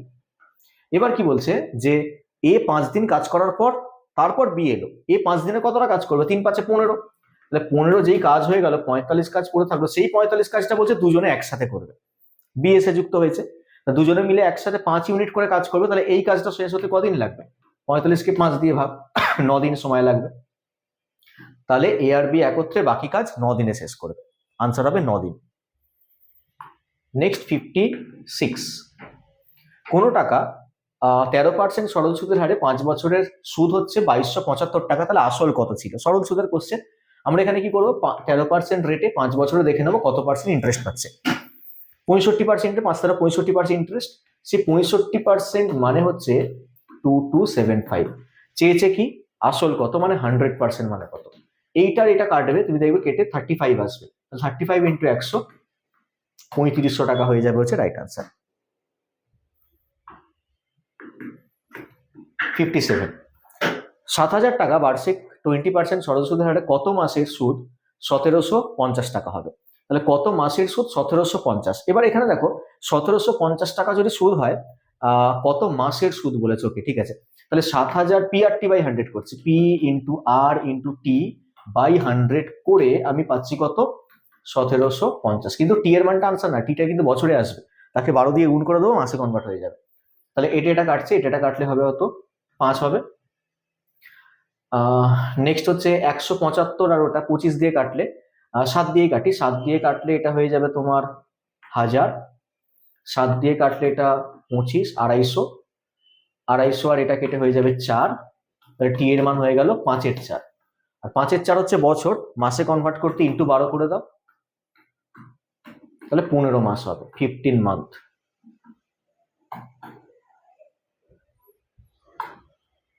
$58। 12,000 টাকার 5 বছরে কোনো সরল সুদে সুদে আসলে 15,000 টাকা হচ্ছে, মানে 3,000 টাকা ইন্টারেস্ট। সুদের হার কত? তাহলে 3,000 টাকা ইন্টারেস্ট কার ওপর?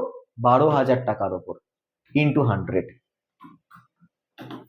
আচ্ছা, এখানে যে আমরা ইন্টারেস্টটা পাবো সেটা কিন্তু 5 বছরের ইন্টারেস্ট পাবো। তাহলে 1 বছরের ইন্টারেস্টের পার্সেন্টেজ বের করতে এটাকে আমাকে আবার 5 দিয়ে ভাগ করতে হবে। তাহলে একদম ডিরেক্ট লিখি 3,000 বাই 120, আর নিচে 5 লিখে দিই। 5 12 60, মানে 600। তাহলে এটা কেটে কুটে 5 হবে, কেটে কুটে কত আসবে? 5 আসবে, ঠিক আছে। 5% হবে রেট অফ ইন্টারেস্ট। 58। নেক্সট 59। কিছু টাকা নির্দিষ্ট সরল সুদের হারে 2 বছরে 8-এর 7 গুণ হয়ে যাচ্ছে। সুদের হার নির্ণয় করো। সরল সুদের হারে কিছু টাকা বলছে 8-এর 7 গুণ হয়ে যাচ্ছে, মানে 7 টাকা রাখলে যেটা সুদে আসলে 8 টাকা হয়ে যাচ্ছে, মানে 1 টাকা ইন্টারেস্ট। তাহলে সুদের হার দেখো, 2 বছরে যদি 1 টাকা ইন্টারেস্ট হয়, তাহলে 1 বছরে 0.5 ইন্টারেস্ট, কত টাকার উপর? 7 টাকা রাখলে 0.5 interest, rate of interest into 100। তাহলে 100 দিয়ে গুণ করলে 50 হয়ে যাবে, 50/7, মানে 7 পূর্ণ 1/7% হচ্ছে রেট অফ ইন্টারেস্ট। তাহলে কি বললাম যে 7 টাকা রাখলে 8 টাকা রিটার্ন পাওয়া যায়, 1 টাকা ইন্টারেস্ট, তো 2 বছরে 1 টাকা। তাহলে 1 বছরে কত? 0.5, 7 টাকার উপরে 0.5 পাচ্ছ, রেট অফ ইন্টারেস্ট বের করতে 100 দিয়ে গুণ, তো ওটাই ক্যালকুলেট করে আমরা পেলাম হচ্ছে 7 পূর্ণ 1/7%। নেক্সট 60। আসল ও 3 বছরের সবৃদ্ধি মূল্যের অনুপাত। 3 বছরের সবৃদ্ধি মূল্য, ওকে, তাহলে এটা আসল, এটা 3 বছরের সবৃদ্ধি মূল্য। আচ্ছা, আমি দেখতে পাচ্ছি এখানে যে সুদ মানে 9 টাকা সুদ আছে, কিন্তু 3 বছরের সুদ 9 টাকা। তাহলে 1 বছরের সুদ 3 টাকা, তাহলে 20 টাকা রাখলে 1 বছরে আমি 3 টাকা সুদ পেয়ে সুদে আসলে 23 টাকা রিটার্ন পাবো। বার্ষিক সরল সুদের হার কত? তাহলে 3 টাকা যে ইন্টারেস্ট পাচ্ছি, 20 টাকার উপর পাচ্ছি, ইন্টু 100, তাহলে 15% হবে হচ্ছে রেট অফ ইন্টারেস্ট। 61। সময় ও বার্ষিক সরল সুদের হার সমান হলে বার্ষিক কত হার সুদ আসলের 1/25 গুণ হবে, 1/25 অংশ সুদ হবে, আসলের 1/25 অংশ সুদ হবে, মানে 25 টাকা যদি তুমি ব্যাংকে রাখো তাহলে 1 টাকা তুমি সুদ পাবে, এরকম এমন বলছে। তো সময় আর বার্ষিক সরল সুদের হারটা বলছে সমান, তাহলে আমি লিখলাম SI equal to PRT by 100। SI 1 টাকা, P হচ্ছে 25 টাকা, rate of interest R T দুটো হচ্ছে ইকুয়াল, দুটোকেই আর দিয়ে ডিনোট করলাম, তাহলে আর স্কোয়ার ইকুয়াল টু হয়ে গেল 100/25, মানে 4। তাহলে আর এর মান হয়ে গেল কত? 2। আর এর মান 2 মানে টি এর মানও 2। সময় ও বার্ষিক সরল সুদের হার সমান হলে বার্ষিক কত হার সুদে? তাহলে আনসার হয়ে যাবে 2%। রেট অফ ইন্টারেস্টে যদি 2% হয়, তাহলে 25 টাকা রাখলে 1 টাকা তুমি ইন্টারেস্ট পাবে। 62। মোট মূলধন নির্দিষ্ট সরল সুদের হারে 8 বছরে সুদে আসলে দ্বিগুণ হয়ে যাচ্ছে, কত বছরে ওই একই হার সুদে মূলধন 3 গুণ হবে? দেখো, দ্বিগুণ হয়ে যাচ্ছে, মানে তুমি 1 টাকা রাখলে 1 টাকা রিটার্ন পাবে, 1 টাকা রাখলে তুমি 2 টাকা রিটার্ন পাবে, মানে 1 টাকা ইন্টারেস্ট পাবে। সেই 1 টাকা ইন্টারেস্ট পেতে তোমার সময় লাগছে 8 বছর। তুমি যদি টাকাটাকে 3 গুণ করতে চাও, তার মানে 1 টাকা রেখে তুমি 3 টাকা রিটার্ন পাবে। 3 টাকা রিটার্ন মানে তোমাকে 2 টাকা ইন্টারেস্ট পেতে হবে, তাহলে এই 2 টাকা ইন্টারেস্ট পেতে সময় কত বছর লাগবে? 16 বছর লাগবে। আনসার হবে এটা, ঠিক আছে, যে 16 বছর হবে হচ্ছে রাইট আনসার। 63। একটি বইয়ের দাম প্রতি বছর কত হারে বৃদ্ধি পেলে 2 বছরে P টাকা থেকে 4P হয়ে যাবে? প্রতি বছর কত হারে বৃদ্ধি পেলে, এটা চক্রবৃদ্ধি সুদের মতন হবে কিন্তু জিনিসটা, দেখো 2 বছরে P টাকা থেকে 4P, মানে 4 গুণ হয়ে যাচ্ছে, 4 গুণ হয়ে যাচ্ছে, মানে প্রতি বছরে দ্বিগুণ হবে। আজকে যদি দ্বিগুণ হয়, পরের বছরে দ্বিগুণ হয়ে গেলে তবে তো আমি বলবো 4 গুণ হচ্ছে। দ্বিগুণ হওয়া মানে কিন্তু 100%, প্রতি বছরে তুমি যদি 100% করে পাও, এটা দেখে বোঝা যাচ্ছে। P টাকা রাখলে 4P হয়ে যাচ্ছে, মানে টাকা 4 গুণ হচ্ছে 2 বছরে, তাহলে টাকা 4 গুণ হচ্ছে মানে প্রতি বছরে বছর দ্বিগুণ হচ্ছে, আর টাকা দ্বিগুণ হওয়া মানে 100% পাওয়া ইন্টারেস্ট, তাহলে 100% হয়ে যাবে হচ্ছে রাইট আনসার। 64, 120 টাকা পার কেজি দরে চালের সাথে 220 টাকা পার কেজি দরের চাল কি অনুপাতে মিশ্রিত করলে মিশ্রিত চালের প্রতি কেজির দাম 200 টাকা হয়ে যাবে? তাহলে একটা লিখবে 120, একদিকে লিখবে 220, আর মিডিলে লিখবে হচ্ছে 200। এবার তোমরা অ্যালিগেশন চালাবে, এদিকে আসবে 20, এদিকে আসবে 80, রেশিওটা হয়ে যাবে 1:4। তাহলে 1:4 অনুপাতে দু রকমের চালকে মিশ্রিত করতে হবে যাতে নতুন চালের দাম প্রতি কেজি 200 টাকা হয়ে যায়। 65, 60 টাকা পার কেজি দরে 24 কেজি চালের সাথে 42 টাকা পার কেজি দরের কত কেজি চাল মেশাতে হবে যাতে মিশ্রিত চাল 56 টাকা, না সরি 56, 56 টাকা, 56 টাকা পার কেজি দরে বিক্রি করলে 12% যেন লাভ হয়। দেখো 12% লাভ করতে বলেছে মানে এর মধ্যে কিন্তু 12% অলরেডি ঢুকে রয়েছে, তাহলে 112% মানে হচ্ছে এই টাকাটা, 100% মানে কত বের করে নেবো সেটা রাফে। 112% মানে হচ্ছে 56, 100% মানে কত, তাহলে এটারই হাফ বসে আছে, এটার হাফ হয়ে যাবে হচ্ছে 50, তাহলে 50 টাকা হচ্ছে ক্রয় মূল্য যেটা মিডিলে বসবে, তাহলে একদিকে বসবে 60 টাকা, একদিকে বসবে 42 টাকা, আর মিডিলে বসবে 50 টাকা। নিয়ে আমি অ্যালিগেশন চালাবো, একদিকে ডিফারেন্স আসবে 8, একদিকে ডিফারেন্স আসবে 10, কাটাকুটি করলে পাওয়া যাবে কত, 2 দিয়ে কাটো, 4:5, তাহলে 4:5 অনুপাতে মিশ্রিত করতে হবে। কিন্তু প্রথমটা বলে দিয়েছে 24 কেজি নিয়েছো, তাহলে এটা 24 কেজি যদি হয় তাহলে এটা ক কেজি হবে, 6 গুণ আছে, এটা 6 গুণ করলে 30 কেজি হয়ে যাবে আনসার। ঠিক আছে, তাহলে আনসার হয়ে যাবে হচ্ছে 30 কেজি, দ্বিতীয় কোয়ান্টিটিটা 30 কেজি নেওয়া হয়েছিল। নেক্সট 66, 20% অ্যাসিড যুক্ত 100 মিলিলিটার দ্রবণের সাথে 50% অ্যাসিড যুক্ত কত মিলিলিটার দ্রবণ মেশাতে হবে যাতে দ্রবণটা 30% অ্যাসিড যুক্ত হয়?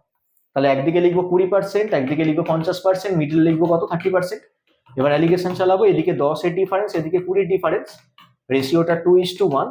প্রথমটা বলেছে 100 মিলিলিটার নাও, তাহলে 2 ইউনিটের মানেই হচ্ছে 100 মিলিলিটার, তাহলে 1 ইউনিট মানে 50 মিলিলিটার হবে, 50 মিলিলিটার, তাহলে এইটা হবে আনসার 50। নেক্সট 67, দুটি মিশ্রণে তামা ও দস্তার অনুপাত যথাক্রমে 5:11 ও 3:5, এই দুটি মিশ্রণ কি অনুপাতে মেশালে নতুন মিশ্রণে তামা ও দস্তার অনুপাত 17:31 হবে? দেখো এটাকে যদি আমরা অ্যালিগেশনে করতে চাই তাহলে তামার আনুপাতিক ভাগার দিয়ে অ্যালিগেশন চালিয়ে দেবো। কি অনুপাতে মেশাতে হবে চেয়েছে, তামার আনুপাতিক ভাগার হচ্ছে 5/16, পরেরটা পরের মিশ্রণে তামার আনুপাতিক ভাগার হচ্ছে 3/8, আর নতুন যে মিশ্রণ পাওয়া যাচ্ছে তাতে তামার আনুপাতিক ভাগার 17, আর নিচে কত হবে, নিচে হবে হচ্ছে 7×8 48। এক কাজ করি, দেখি হরগুলোর ডিনোমিনেটরে যে নাম্বারগুলো আছে তাদের লসাগু 48, আমি প্রত্যেকটাকে 48 দিয়ে গুণ করে দিচ্ছি। গুণ করলে এটা 16, 3 × 16 48, তাহলে 3 × 5 = 15 আসবে, এদিকে 6 × 8 = 48, 18 আসবে, আর এদিকে 17 আসবে। তাহলে রেশিও করে নাও, এদিকে 1 এর ডিফারেন্স, এদিকে 2 এর ডিফারেন্স, 1:2 অনুপাতে মেশাতে হবে, আনসার হবে 1:2। 68, 60 লিটার দুধের পরিমাণ, মানে দুধের পরিমাণ, এটা দ্রবণে দুধের পরিমাণ হবে আর কি 40%, আর কত লিটার দুধ ঢালা হলে নতুন মিশ্রণে 60% দুধ থাকবে? দেখো দুধের পরিমাণকে বাড়াতে চাইছো, আমি ভাবলাম আরো x লিটার দুধ মেশাতে হবে, ঠিক আছে। তবে যদি অ্যালিগেশনে যদি চালাই তাহলে জিনিসটাকে পার্সেন্টেজে নিয়মে তুমি করতে পারো, 40% ছিল হচ্ছে দুধ, আরো 100% দুধ মেশাতে হবে, নতুন মিশ্রণে দুধ হয়ে যাবে কি 60%। অ্যালিগেশন চালালাম, এদিকে 40, এদিকে 20, রেশিওটা পাওয়া যাচ্ছে 2:1। এবার ওই দিকের কোয়ান্টিটি 60 লিটার বলে দিয়েছে, তাহলে এদিকের কোয়ান্টিটি হয়ে যাবে 30 লিটার, তাহলে আরো 30 লিটার দুধ অ্যাড করতে হবে যাতে নতুন মিশ্রণে দুধ 60% হয়ে যায়। সিম্পলি অ্যালিগেশন দিয়ে আমরা জিনিসটাকে সলভ করলাম, পার্সেন্টেজে নিয়মে করা যেতে পারতো। 69, 25 লিটার মিশ্রণে দুধের পরিমাণটা 60%, আরো কত লিটার জল ঢালা হবে যাতে নতুন মিশ্রণে 50% দুধ থাকে? দেখো 60% দুধ থেকে 50% হয়ে যাচ্ছে, তাহলে আমি একদিকে লিখবো 60%, আর অন্যদিকে আমি জল মেশাচ্ছি মানে সেখানে দুধ নেই 0%, আর মিডিলে হবে 50%। নিয়ে অ্যালিগেশন চালালাম, এদিকে 10, ওদিকে 50, রেশিওটা পাওয়া যাচ্ছে 5:1। 5:1 মানে 25 লিটার প্রথমে বলেছে, এটা 25 এর সাথে ইকুয়েট করে দাও, এটা হয়ে যাবে তাহলে 5 লিটার, মানে 5 হয়ে যাবে হচ্ছে আনসার। নেক্সট কোশ্চেন নাম্বার 70, একটি থলিতে 5 টাকা ও 1 টাকার মুদ্রা মিলিয়ে মোট 180টি মুদ্রা আছে, যদি মোট টাকার পরিমাণ 500 টাকা হয় তবে 5 টাকার মুদ্রা কত? মোট 180 খানা মুদ্রা রয়েছে, ঠিক আছে, আর মোট টাকা কত রয়েছে 500 টাকা, তো আমি ধরে নেবো 80টাই 5 টাকা ছিল, তাহলে হয়ে যাবে কত? 900 টাকা। 180টাই 1 টাকা ছিল, তাহলে ধরে নেবো হচ্ছে 180 টাকা ছিল। কিন্তু দুটো মিলিয়ে আছে 500 টাকা, তাহলে মিডলে 500 লিখে আমরা অ্যালিগেশন চালাবো। তাহলে এদিকে ডিফারেন্স আসছে কত? এদিকে ডিফারেন্স আসছে হচ্ছে 320 ডিফারেন্স, আর এদিকে ডিফারেন্স আসছে হচ্ছে 400 ডিফারেন্স।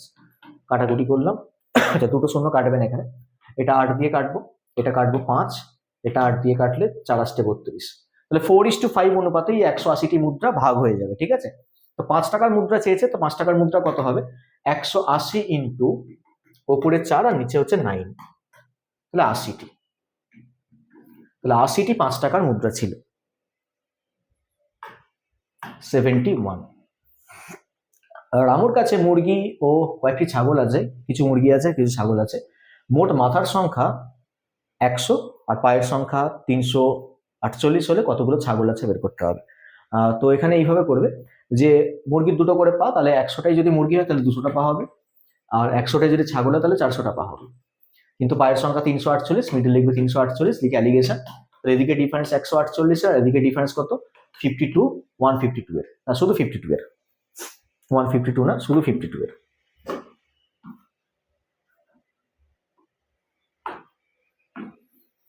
তাহলে 52 আর 148, এটা 4 দিয়ে কাটবে, 4 13 52, 4 দিয়ে 3 4 12, 4 7 28, 13 আর 37, তাহলে দুটো মিলিয়ে কত হচ্ছে এখানে? দুটো মিলিয়ে আসছে হচ্ছে 50। তাহলে 50টা অ্যানিমালের মধ্যে 13টা ছিল হচ্ছে মুরগি আর 37টা ছিল হচ্ছে ছাগল, কিন্তু জানতে চাই ছাগল কটা, কিন্তু 100টা অ্যানিমাল রয়েছে, তাহলে এটাকে 100 করতে গেলে 2 দিয়ে গুণ করে দাও, তাহলে 26 হয়ে যাবে একদিকে, একদিকে হয়ে যাবে 74, তাহলে 74 আনসার হয়ে যাবে, ঠিক আছে? তাহলে 100 খানা অ্যানিমাল বানাতে হবে, তাহলে 13 ডবল, ডবল করে বসিয়ে দেয় 100 খানা অ্যানিমাল হয়ে যাবে। 72, 72। একটি পরীক্ষায় 100টি প্রশ্ন ছিল, প্রতিটি সঠিক প্রশ্নের জন্য 5 নাম্বার আর ভুল উত্তর হলে 2 নাম্বার কাটা যায়। এক ব্যক্তি প্রতিটি প্রশ্নের সঠিক উত্তর, প্রতিটি প্রশ্নের উত্তর দিয়েছে, আর একটাও স্কিপ করেনি, আর 234 নাম্বার পেয়েছে। সে কতগুলো প্রশ্নের উত্তর সঠিক দিয়েছিল? তো আমি ধরে নেবো যে সে 100টাই ভুল দিয়েছিল। যদি 100টাই ভুল দেয় তাহলে তার 2 নম্বর করে কাটা যাবে, প্রত্যেকটাতে 2 নম্বর করে কাটা যাবে, সে -200 পাবে, ঠিক আছে? -200 পাবে, কিন্তু সে পেয়েছে কত?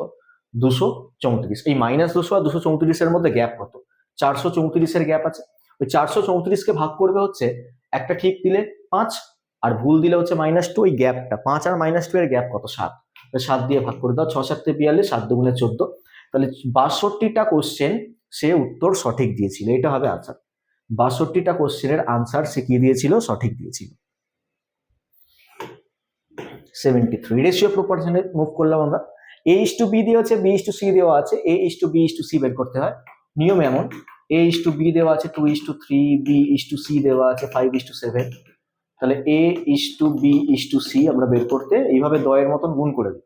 5 2 10, 3 5 15, নেক্সট হচ্ছে 3 7 21, 10 15 21, 10 15 21, 74। A আর B এর অনুপাত দেওয়া, B আর C এর অনুপাত দেওয়া, C আর D এর অনুপাত দেওয়া, A:D চেয়েছে, পাতি আমরা গুণ করবো, A/B লিখবো, ইন্টু B/C লিখবো, ইন্টু C/D লিখবো। এদিকে কত? 1 এর 3, গুণ 5 এর 7, গুণ 9 এর 8, গুণ করলে কি হবে? BB কাটবে, CC কাটবে, A আর D এর অনুপাতটা পাওয়া যাবে। তো এদিকে কি কাটছে? 3 কাটছে, 3 5 15, আর তো কিছু কাটছে না, নিচে 27 56, তাহলে আনসার হয়ে যাবে এইটা, 15:56, 15:56, এটা হবে রাইট আনসার। 75। 4 5 এবং 12 চতুর্থ সমানুপাতিক নির্ণয় করো। চতুর্থ সমানুপাতিক দেখো, তো লিখবো 4/5 যা হবে 12/x, x হচ্ছে সেই চতুর্থ সমানুপাতিক 4 নম্বর সংখ্যাটা, x এর মান কি করে বের করবো? এটা কাটো 3, তাহলে x এর মান হয়ে যাবে কত? 15, 15 হয়ে যাবে রাইট আনসার। 76।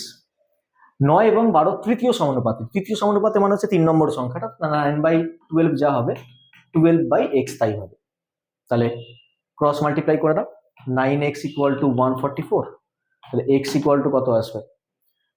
9 16 144, 16 হয়ে যাবে হচ্ছে আনসার। আচ্ছা নেক্সট কোশ্চেনে আসি আমরা, কোশ্চেন নাম্বার 77। 49 এবং 64 মধ্য সমানুপাতি নির্ণয় করো, মানে মাঝের নাম্বারটা কি? তাহলে 49, x, 64 মাঝের নাম্বার, কি করে ক্যালকুলেট করবো? 49/x যা হবে x/64 তাই হবে। তাহলে x square equal to 49 into 64, তাহলে x এর মান √49 ইন্টু 64, আর 49 এর রুট করলে 7 হয়, পরেরটা 8 হয়, 27 56 হয়ে যাবে রাইট আনসার। নেক্সট 78, তিনটে রেশিও দেওয়া আছে, তাদের যৌগিক অনুপাত বের করতে হয়। যদি যৌগিক অনুপাত বের করতে চাও তাহলে তোমরা তিনটে অনুপাতকে নর্মাল গুণ করে দেবে। কিরকম? 2/3 গুণ 3/4 গুণ 5/7। এবার গুণ করার পর যেটা আসবে ওটাই হচ্ছে রাইট আনসার। তাহলে 5:14 হয়ে যাবে হচ্ছে যৌগিক অনুপাত। 79, যদি এমন ব্যস্ত অনুপাত চায়, ধরো দেওয়া আছে তিনটে সংখ্যা 2:3:4, ব্যস্ত অনুপাত যদি চায় তাহলে এটার ব্যস্ত অনুপাত আমরা এইভাবে বের করবো। প্রথমে 2টাকে বাদ দেবো, বাকি দুটাকে গুণ করবো 12, তারপর 3কে বাদ দেবো, বাকি দুটাকে গুণ করবো 8, তারপর 4কে বাদ দেবো, বাকি দুটাকে গুণ করবো 6। মানে যেটা লিখবো সেটাকে বাদ দিয়ে বাকিগুলো গুণ, মানে 2 এর নিচে যে নাম্বারটা লিখবো 2কে বাদ দিয়ে বাকি দুটো গুণ। এবার এটা কাটাকুটি করা যাবে নিজেদের মধ্যে 2 দিয়ে। 6, 4, 3, আনসার হবে 6:4:3। নেক্সট কোশ্চেন নাম্বার 80, একটি ব্যাগে 1 টাকা 50 পয়সা 25 পয়সার মুদ্রার আকারে 2:3:4 অনুপাতে মোট 216 টাকা আছে, তাহলে 50 পয়সার মুদ্রা কত? দেখো এত এই রেশিওতে মুদ্রা আছে, ঠিক আছে? তার মানে 1 টাকা যদি দুটো থাকে, 50 পয়সা 3টে থাকবে, 25 পয়সা 4টে থাকবে, এমন বলেছে। তো আমি এক কাজ করছি, এটাকে না ডবল করে নিচ্ছি, 4:6:8 করে নিলাম। ডবল এমনি করলাম যাতে আমি 4টে যদি 1 টাকা হয় তার ভ্যালু 4 টাকা, 6টা যদি 50 পয়সা তার ভ্যালু 3 টাকা, 8টা যদি 25 পয়সা তার ভ্যালু হচ্ছে 2 টাকা। তাহলে ব্যাগে মোট ক টাকা আছে? 4 আর 3 7 আর 2 হচ্ছে 9 টাকা আছে। এই 9 মানে হচ্ছে 216। চেয়েছে কি 50 পয়সার মুদ্রার সংখ্যা কয়টি? 50 পয়সার মুদ্রার সংখ্যা আমি 6 ধরেছি, তাহলে 6 মানে কত বের করতে হবে? তাহলে 216/9 ইন্টু 6, 3 দিয়ে কাটলে 2, 3 দিয়ে কাটলে 3, 3 7 21, 3 2 6, তাহলে 72 ইন্টু 2 মানে 144 হবে রাইট আনসার। 144 right answer, 144। 81, একটি ব্যাগে 1 টাকা 50 পয়সা 25 পয়সার মুদ্রা থাকে যার মূল্য অনুপাত, এবার মূল্যের অনুপাত দিয়ে দিয়েছে, ভ্যালু রেশিও দেওয়া আছে 3:2:1। যদি মোট মুদ্রার সংখ্যা 220টি হয় তাহলে 25 পয়সার মুদ্রা কত? দেখো যদি ভ্যালু 3 টাকা হয় তাহলে তার 3টে 1 টাকা ছিল, ভ্যালু যদি 2 টাকা হয় তাহলে 4টে 50 পয়সা ছিল, আর ভ্যালু যদি 1 টাকা হয় তাহলে 4টে 25 পয়সা ছিল। তাহলে ব্যাগে টোটাল 11টা কয়েন আছে, তাহলে 11 ইউনিটের মান হচ্ছে 220। চেয়েছে 25 পয়সার মুদ্রার সংখ্যা কয়টি? 25 পয়সার মুদ্রার সংখ্যা হচ্ছে 4টি, তাহলে 4 মানে কত বের করে নেবে। তাহলে এটা কত? 20 গুণ করা আছে, তাহলে 80টি হয়ে যাবে আনসার। 80টি হচ্ছে আনসার। কোশ্চেন নাম্বার 82, দুটি ঘনকের বাহুগুলির অনুপাত হচ্ছে 4:5, তাদের কর্ণের অনুপাত কত চেয়েছে, ঠিক আছে? দেখো কর্ণের অনুপাত সেম হবে, 4:5ই হবে। পৃষ্ঠের ক্ষেত্রফল অনুপাত স্কোয়ার হয়ে যাবে, 4 স্কোয়ার 16, 5 স্কোয়ার 25, আর আয়তন হয়ে যাবে কিউব, 4 কিউব হচ্ছে 64, 5 কিউব হচ্ছে 125, এইটা হবে আনসার।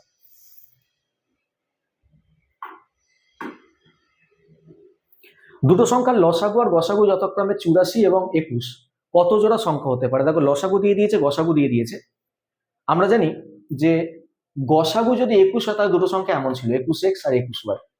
x আর y কোপ্রাইম নাম্বার, 21 দিয়ে ভাঙা গেলে এটা x আর y পড়ে থাকবে। তাহলে 21 ইন্টু এক্স ইন্টু ওয়াই হচ্ছে লসাগু, যার মান হচ্ছে 84। তাহলে x আর y এর গুণফল কত হবে? 4 হবে। এবার 4কে তুমি কত রকম ভাবে লিখতে পারবে? 1 ইন্টু 4 লিখতে পারবে, 2 ইন্টু 2 লেখা যাবে না, কারণ কোপ্রাইম হতে হবে না x আর y কে। তাহলে এক জোড়াই সংখ্যা হতে পারে, তাহলে আনসার হবে এক জোড়া। এরকম এক জোড়াই সংখ্যা পাওয়া যাবে। 84, দুটো সংখ্যার সমষ্টি দিয়ে দিয়েছে, তাদের গসাগু দিয়ে দিয়েছে, এরূপ কত জোড়া সংখ্যা হতে পারে? তো এখানে গসাগু যখনই তোমার দিয়ে দিচ্ছে 32, তাহলে একটা সংখ্যা 32x, একটা সংখ্যা 32y, ঠিক আছে? তাদের যোগফল দিয়ে দিয়েছে 256, তাহলে x আর y এর যোগফল কি? 256 কে 32 দিয়ে ভাগ, 32 দিয়ে ভাগ করলে কত হচ্ছে? 8 হচ্ছে। এবার 8কে তুমি কত রকম ভাবে লিখতে পারবে? দুটো সংখ্যার যোগফল রূপে, কিন্তু কোপ্রাইম হওয়া চাই। 1 + 7, 2 + 6 হবে না, 3 + 5 হয়ে যাবে, 4 + 4 হবে না, তাহলে 2 জোড়া সংখ্যা তুমি এরকম বানাতে পারবে। তাহলে 2 জোড়া হবে, 2 জোড়া, তাহলে আনসার হবে 2 জোড়া সংখ্যা বানানো পসিবল। নেক্সট হচ্ছে 85, দুটো সংখ্যার লসাগু হচ্ছে 84 আর সংখ্যা দুটোর অনুপাত হচ্ছে 2:3, তাহলে সংখ্যাগুলোর যোগফল কত? যখন সংখ্যা দুটোর অনুপাত দিয়ে দিচ্ছে, একটা সংখ্যা হচ্ছে 2x, একটা সংখ্যা হচ্ছে 3x, ঠিক আছে? আর লসাগু কি হবে? লসাগু হচ্ছে x ইন্টু 2 ইন্টু 3, সেই লসাগুর মান দিয়ে দিয়েছে 84, তাহলে x এর মান কত হচ্ছে? 84 কে আমি 6 দিয়ে ভাগ করলে যেটা পাওয়া যায় সেটা, 6 কে 6 4 6 24, x এর মান হচ্ছে 14। সংখ্যা দুটোর যোগফল চেয়েছে, একটা সংখ্যা 2x ধরেছিলাম, একটা সংখ্যা 3x ধরেছিলাম, তাহলে যোগফল হচ্ছে 5x, 5 ইন্টু 14, 5 14 70 হবে রাইট আনসার, 70। Next question 86।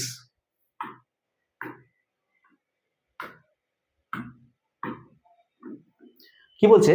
যে একটি সংখ্যাকে ভাজক দ্বারা ভাগ করলে অবশিষ্ট থাকে 16, মূল সংখ্যাটির দ্বিগুণকে একই ভাজক দ্বারা ভাগ করলে অবশিষ্ট থাকে, এটা 3 হবে, এটা 31 না, এটা 3 হবে, এটা দাঁড়ি হবে, ঠিক আছে?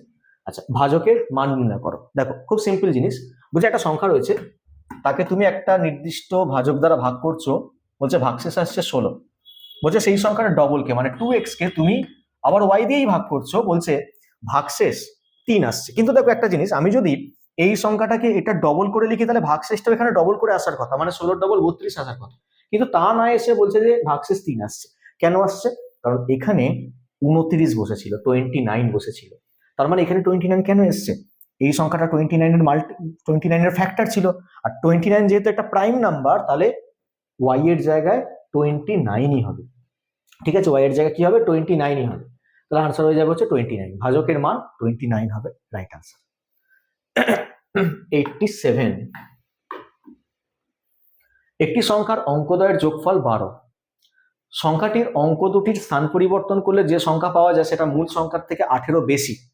যখনই বলছে মূল সংখ্যার থেকে 18 বেশি, এরকম টাইপের কোশ্চেনে তুমি 18কে 9 দিয়ে ভাগ করে দেবে, পাবে হচ্ছে 2, তাহলে সেই যে দুটো তুমি ডিজিট ইউজ করবে সংখ্যাটাতে, সেই দুটো ডিজিটের গ্যাপটা থাকবে হচ্ছে 2। তা দুটো নাম্বার কি কি হতে পারে? 64 হতে পারে। আচ্ছা, ইন্টারচেঞ্জ করলে 18 কি হয়ে যাবে? দুটো স্থান পরিবর্তন করলে যে সংখ্যাটা পাওয়া যাবে সেটা মূল সংখ্যার থেকে 18 বেশি হবে, তাহলে আমাকে একটা ছোট নাম্বার ধরতে হবে, মানে আমাকে 46 এমন টাইপের নাম্বার ধরতে হবে, ঠিক আছে? যাতে আমি যখন রিভার্স করব 18 যেন বেড়ে যায়। কিন্তু যেহেতু বলেছে দুটো ডিজিটের যোগফল হচ্ছে 12, তাহলে আমাকে এখানে আমি কি ধরবো? তাহলে এখানে 57 ধরবো, তাহলে কারণ 57 যদি নাম্বারটা হয়, তাহলে দুটো ডিজিটের যোগফল হয়ে যাবে 12, আর রিভার্স করলে 75, 18 বেড়ে যাবে, তাহলে আনসারটা হয়ে যাবে হচ্ছে 56, এই 57 আনসারটা। আচ্ছা, 2 এর গ্যাপ কেন বললাম? এই যে 18, এই যে সংখ্যাটা না সবসময় 9 এর গুণিতকে আসে, 9 কে 2 দিয়ে গুণ করলে 18 পাওয়া যায়, তাই দুটো ডিজিটের মধ্যে ডিফারেন্সটা থাকবে হচ্ছে 2 এর, এটা মনে রাখবে। নেক্সট 88। M4461 সংখ্যাটা 11 দিয়ে বিভাজ্য হলে m এর মান নির্ণয় করো। 11 দিয়ে বিভাজ্য নিয়ম হচ্ছে অল্টারনেটিভ ডিজিটগুলোকে নিয়ে কাজ।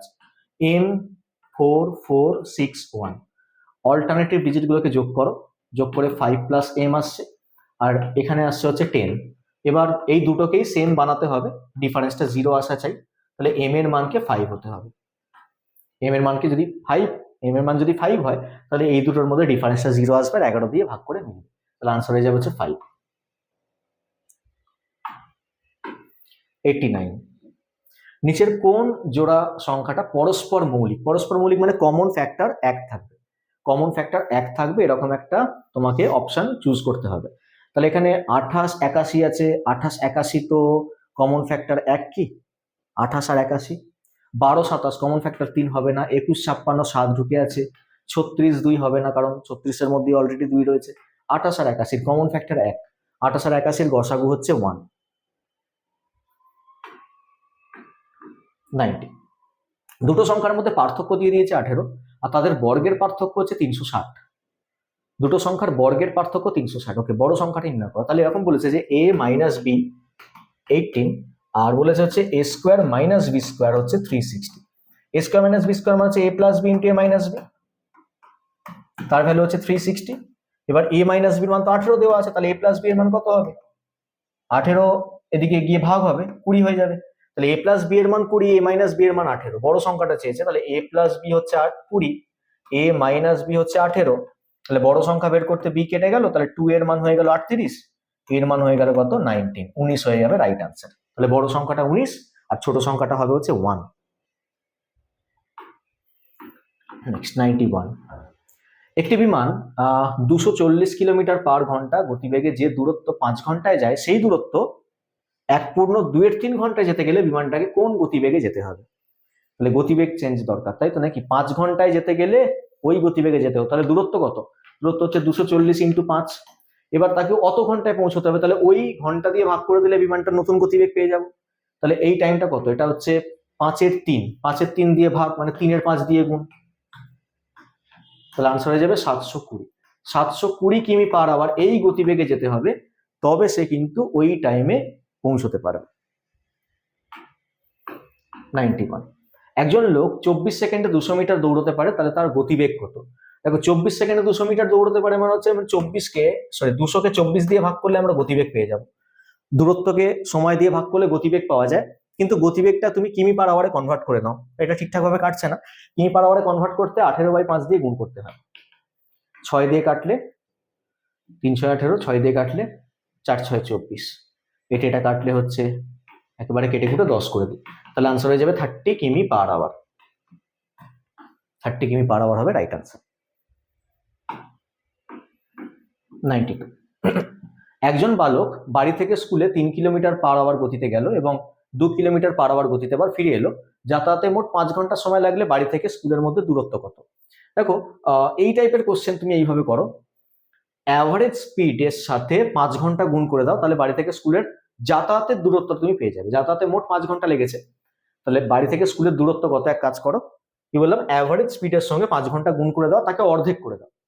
অ্যাভারেজ স্পিড হচ্ছে 2 × x × y by x + y, তার অর্ধেক মানে এই 2টা তাহলে মুছে যাবে, তার সাথে টাইমটা গুণ হয়ে যাবে। এটা হচ্ছে শর্টকাট ফর্মুলা। তাহলে এখানে আমি কি করব, 3 × 2 বাই নিচে 3 + 2 মানে 5, তার সঙ্গে 5 ঘন্টা গুণ করে দেবো, তাহলে 5 5 কেটে যাবে, আনসার হয়ে যাবে 6 কিলোমিটার। 6 কিলোমিটার হবে রাইট আনসার। 93। একজন লোকের গতিবেগ 180 কিলোমিটার/ঘন্টা, লোকটার গতিবেগ মিটার প্রতি সেকেন্ডে কত? তাহলে 180 কিমি/আওয়ারকে মিটার/সেকেন্ডে কনভার্ট করতে 5/18 দিয়ে গুণ করতে হয় 10, তাহলে আনসার হয়ে যাবে 50 মিটার/সেকেন্ড। তাহলে কিমি/আওয়ারকে মিটার/সেকেন্ডে কনভার্ট করতে 5/18 দিয়ে গুণ। 94। একজন লোকের গতিবেগ 180 কিমি/আওয়ার, লোকটির গতিবেগ মিটার প্রতি সেকেন্ডে কত?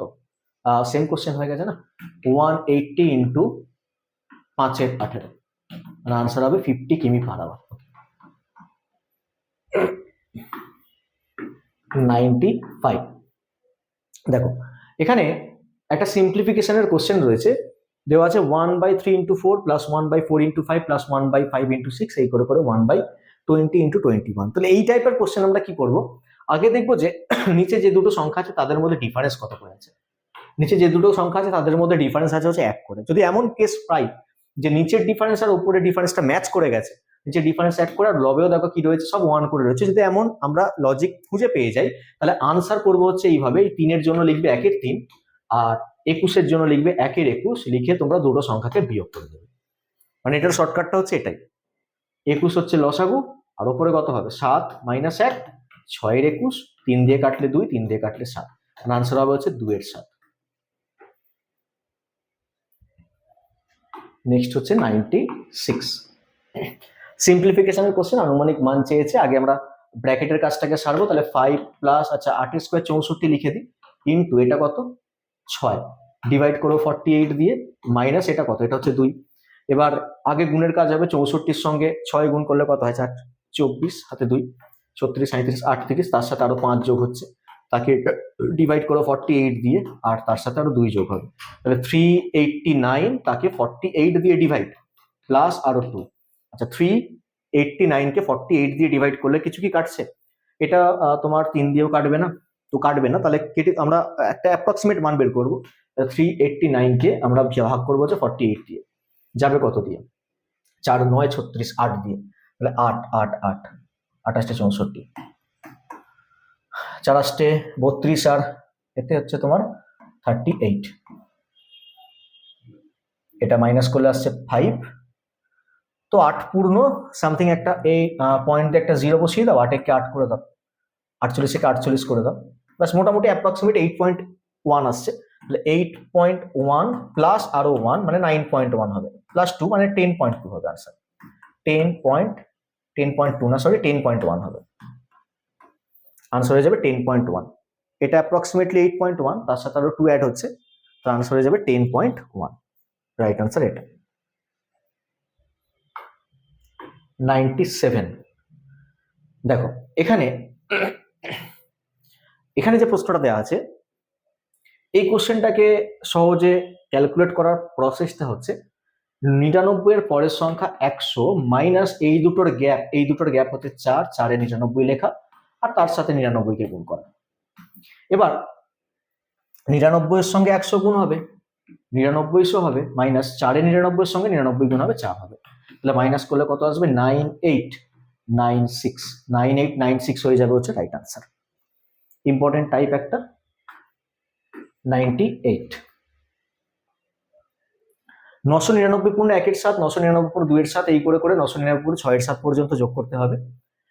আর টোটাল টার্ম আছে এখানে 6টা, তো 999 6বার আছে, তাহলে আগে কি করবো আমরা 999 কে 6 দিয়ে গুণ করে নেবো, 6বার যেহেতু আছে তার সাথে এবার ফ্র্যাকশন পার্টগুলোকে আলাদা করে যোগ করবো, 1 এর সাথে প্লাস 2 এর সাথে প্লাস এইভাবে করে তোমাকে 6 এর সাথে পর্যন্ত যোগ করতে হবে। তাহলে 999 এর সঙ্গে 6 গুণ করলে কত হয়, 6000 থেকে আরো 6 বিয়োগ 5994 হবে, প্লাস এটা হচ্ছে 7 লসাগু আর উপরে কি হবে 1 প্লাস 2 প্লাস 3 প্লাস এই করে করে 6 পর্যন্ত যোগ হবে। 1 থেকে 6 পর্যন্ত যোগ তাড়াতাড়ি কিভাবে হবে, 6 × 7/2 মানে 21, তারপর হচ্ছে 5994 প্লাস কত আসছে এটা যোগ করে তোমার আসছে হচ্ছে 6 × 7/2 মানে 21 কে আবার 7 দিয়ে ভাগ মানে 3 হবে এটা, তাহলে অ্যাড করলে আসছে হচ্ছে 5997 হয়ে যাবে রাইট আনসার। আচ্ছা নেক্সট কোশ্চেন দেখো, কোশ্চেন নাম্বার 99। আচ্ছা এখানে কি বলছে যে একটা ট্রেন 30 মিটার পার সেকেন্ড বেগে 600 মিটার লম্বা প্ল্যাটফর্মকে 30 সেকেন্ড অতিক্রম করে, তাহলে ট্রেনটার দৈর্ঘ্য কত? একটা ট্রেন যখন একটা প্ল্যাটফর্মকে অতিক্রম করে তখন ট্রেনটা তার নিজের লেন্থ প্লাস প্ল্যাটফর্মের লেন্থ এই দুটো লেন্থকে একসাথে অতিক্রম করে, তাহলে এখানে নেক্সট কোশ্চেন নাম্বার 99 বলছে একটা ট্রেন 30 মিটার পার সেকেন্ড বেগে 600 মিটার লম্বা একটা প্ল্যাটফর্মকে 30 সেকেন্ড অতিক্রম করে, ট্রেনটার দৈর্ঘ্য কত? একটা ট্রেন যখন একটা প্ল্যাটফর্মকে অতিক্রম করে তখন ট্রেনটা তার নিজের লেন্থ প্লাস প্ল্যাটফর্মের লেন্থ এই দুটো লেন্থকে একসাথে তারা ক্রস করে। এবার এখানে ট্রেনটা স্পিড দিয়ে দিয়েছে, তাহলে তোমাকে দেখতে হবে যে ট্রেনটা 30 সেকেন্ডে কতটা যাচ্ছে। ট্রেনটা 30 সেকেন্ডে তার নিজের লেন্থ যাচ্ছে প্লাস প্ল্যাটফর্মের লেন্থ যাচ্ছে, তাহলে ট্রেনটা 1 সেকেন্ডে যায় 30 মিটার, 30 সেকেন্ডে কতটা যাবে 30 × 30 মানে 900 মিটার অতিক্রম করবে, আর এই 900 মিটারের মধ্যে ট্রেনটা তার নিজস্ব লেন্থ ঢুকে রয়েছে প্লাস প্ল্যাটফর্মের লেন্থ ঢুকে রয়েছে, তার মধ্যে প্ল্যাটফর্মের লেন্থটাকে যদি আমরা মাইনাস করে দিই তাহলে বাকি যে 300 মিটার পড়ে থাকলো সেটাই হয়ে গেল হচ্ছে ট্রেনটার লেন্থ, তাহলে ট্রেনটার লেন্থ হয়ে যাবে হচ্ছে 300 metre. Next and last question number 100 হচ্ছে একটা ট্রেন 162 মিটার লম্বা প্ল্যাটফর্ম 18 সেকেন্ডে আর 120 মিটার অপর একটা প্ল্যাটফর্মকে 15 সেকেন্ড অতিক্রম করে, তাহলে বলছে যে 18 সেকেন্ডে 162 মিটার লম্বা একটা প্ল্যাটফর্মকে ক্রস করছে আর 15 সেকেন্ডে 120 মিটার লম্বা একটা প্ল্যাটফর্মকে ক্রস করছে, ট্রেনটির দৈর্ঘ্য কত? দেখো ট্রেনটা 18 সেকেন্ডে কতটা যায় 162 প্লাস নিজের লেন্থ, তাহলে আমি এইভাবে লিখবো ট্রেনটা 18 সেকেন্ডে যাচ্ছে, 18 সেকেন্ডে ক্রস করছে তার নিজের দৈর্ঘ্য x দিয়ে ডিনোট করলাম প্লাস 162 মিটার, আর ট্রেনটা 15 সেকেন্ডে কতটা যায়, ট্রেনটা 15 সেকেন্ডে যায় হচ্ছে তার নিজের দৈর্ঘ্য প্লাস 120 মিটার। এবার দুটোকে তুমি মাইনাস করো, দুটোকে মাইনাস করলে আসবে হচ্ছে 3 সেকেন্ড, তাহলে ট্রেনটা 3 সেকেন্ডে যাচ্ছে হচ্ছে, যখন তুমি এদিকটা মাইনাস করবে x x ক্যান্সেল আউট হবে, তাহলে মাইনাস করলে কি হবে x x ক্যান্সেল আউট হবে আর এই দুটো ডিফারেন্স হচ্ছে 42, তাহলে ট্রেনটা 3 সেকেন্ডে 42 মিটার ক্রস করছে। এবার ট্রেনটা দৈর্ঘ্য চেয়েছে, তাহলে তুমি এক কাজ করো 3 সেকেন্ডে 42 মিটার যায়, তুমি 15 সেকেন্ডে কতটা যায় সেটা বের করে নাও, তাহলে 15 সেকেন্ডে কতটা যায় বের করার জন্য আমি এটাকে কি করবো 5 দিয়ে গুণ করে দেবো, তাহলে 5 দিয়ে গুণ করলে কি হয়ে যাবে 15 সেকেন্ডে ট্রেনটা কতটা যায়, এদিকেও 5 দিয়ে গুণ, এদিকে 5 দিয়ে গুণ করলে হবে কত 210 মিটার সে ক্রস করছে, ট্রেনটা 15 সেকেন্ডে যাচ্ছে 210 মিটার। এবার একবার এইখানে তুমি দেখো লেখা আছে ট্রেনটা 15 সেকেন্ডে যা হচ্ছে x প্লাস 120, আবার দেখো লেখা আছে ট্রেনটা 15 সেকেন্ডে যা হচ্ছে 210, তাহলে আমি কি বলতে পারবো x প্লাস 120 যা 210 হচ্ছে তাই, তাহলে x প্লাস 120 আর 210 এই দুটো হচ্ছে সেম, x এর মান কত হয়ে যাবে 210 থেকে 120 মাইনাস করে আনসার হবে 90, তাহলে 90 মিটার হচ্ছে ট্রেনটার নিজস্ব দৈর্ঘ্য। ক্লিয়ার হয়েছে? তো আমরা টোটাল 100টা কোশ্চেন কভার আপ করলাম, ইম্পর্টেন্ট টাইপ পুরো এক্সাম ওরিয়েন্টেড আমরা কিন্তু সলিউশন দিয়েছি। আর আশা করি তোমাদের পরীক্ষা ভীষণই ভালো হবে। সামনের এক্সাম মন দিয়ে ভালো করে পরীক্ষা দিও। Thank you everyone and keep learning.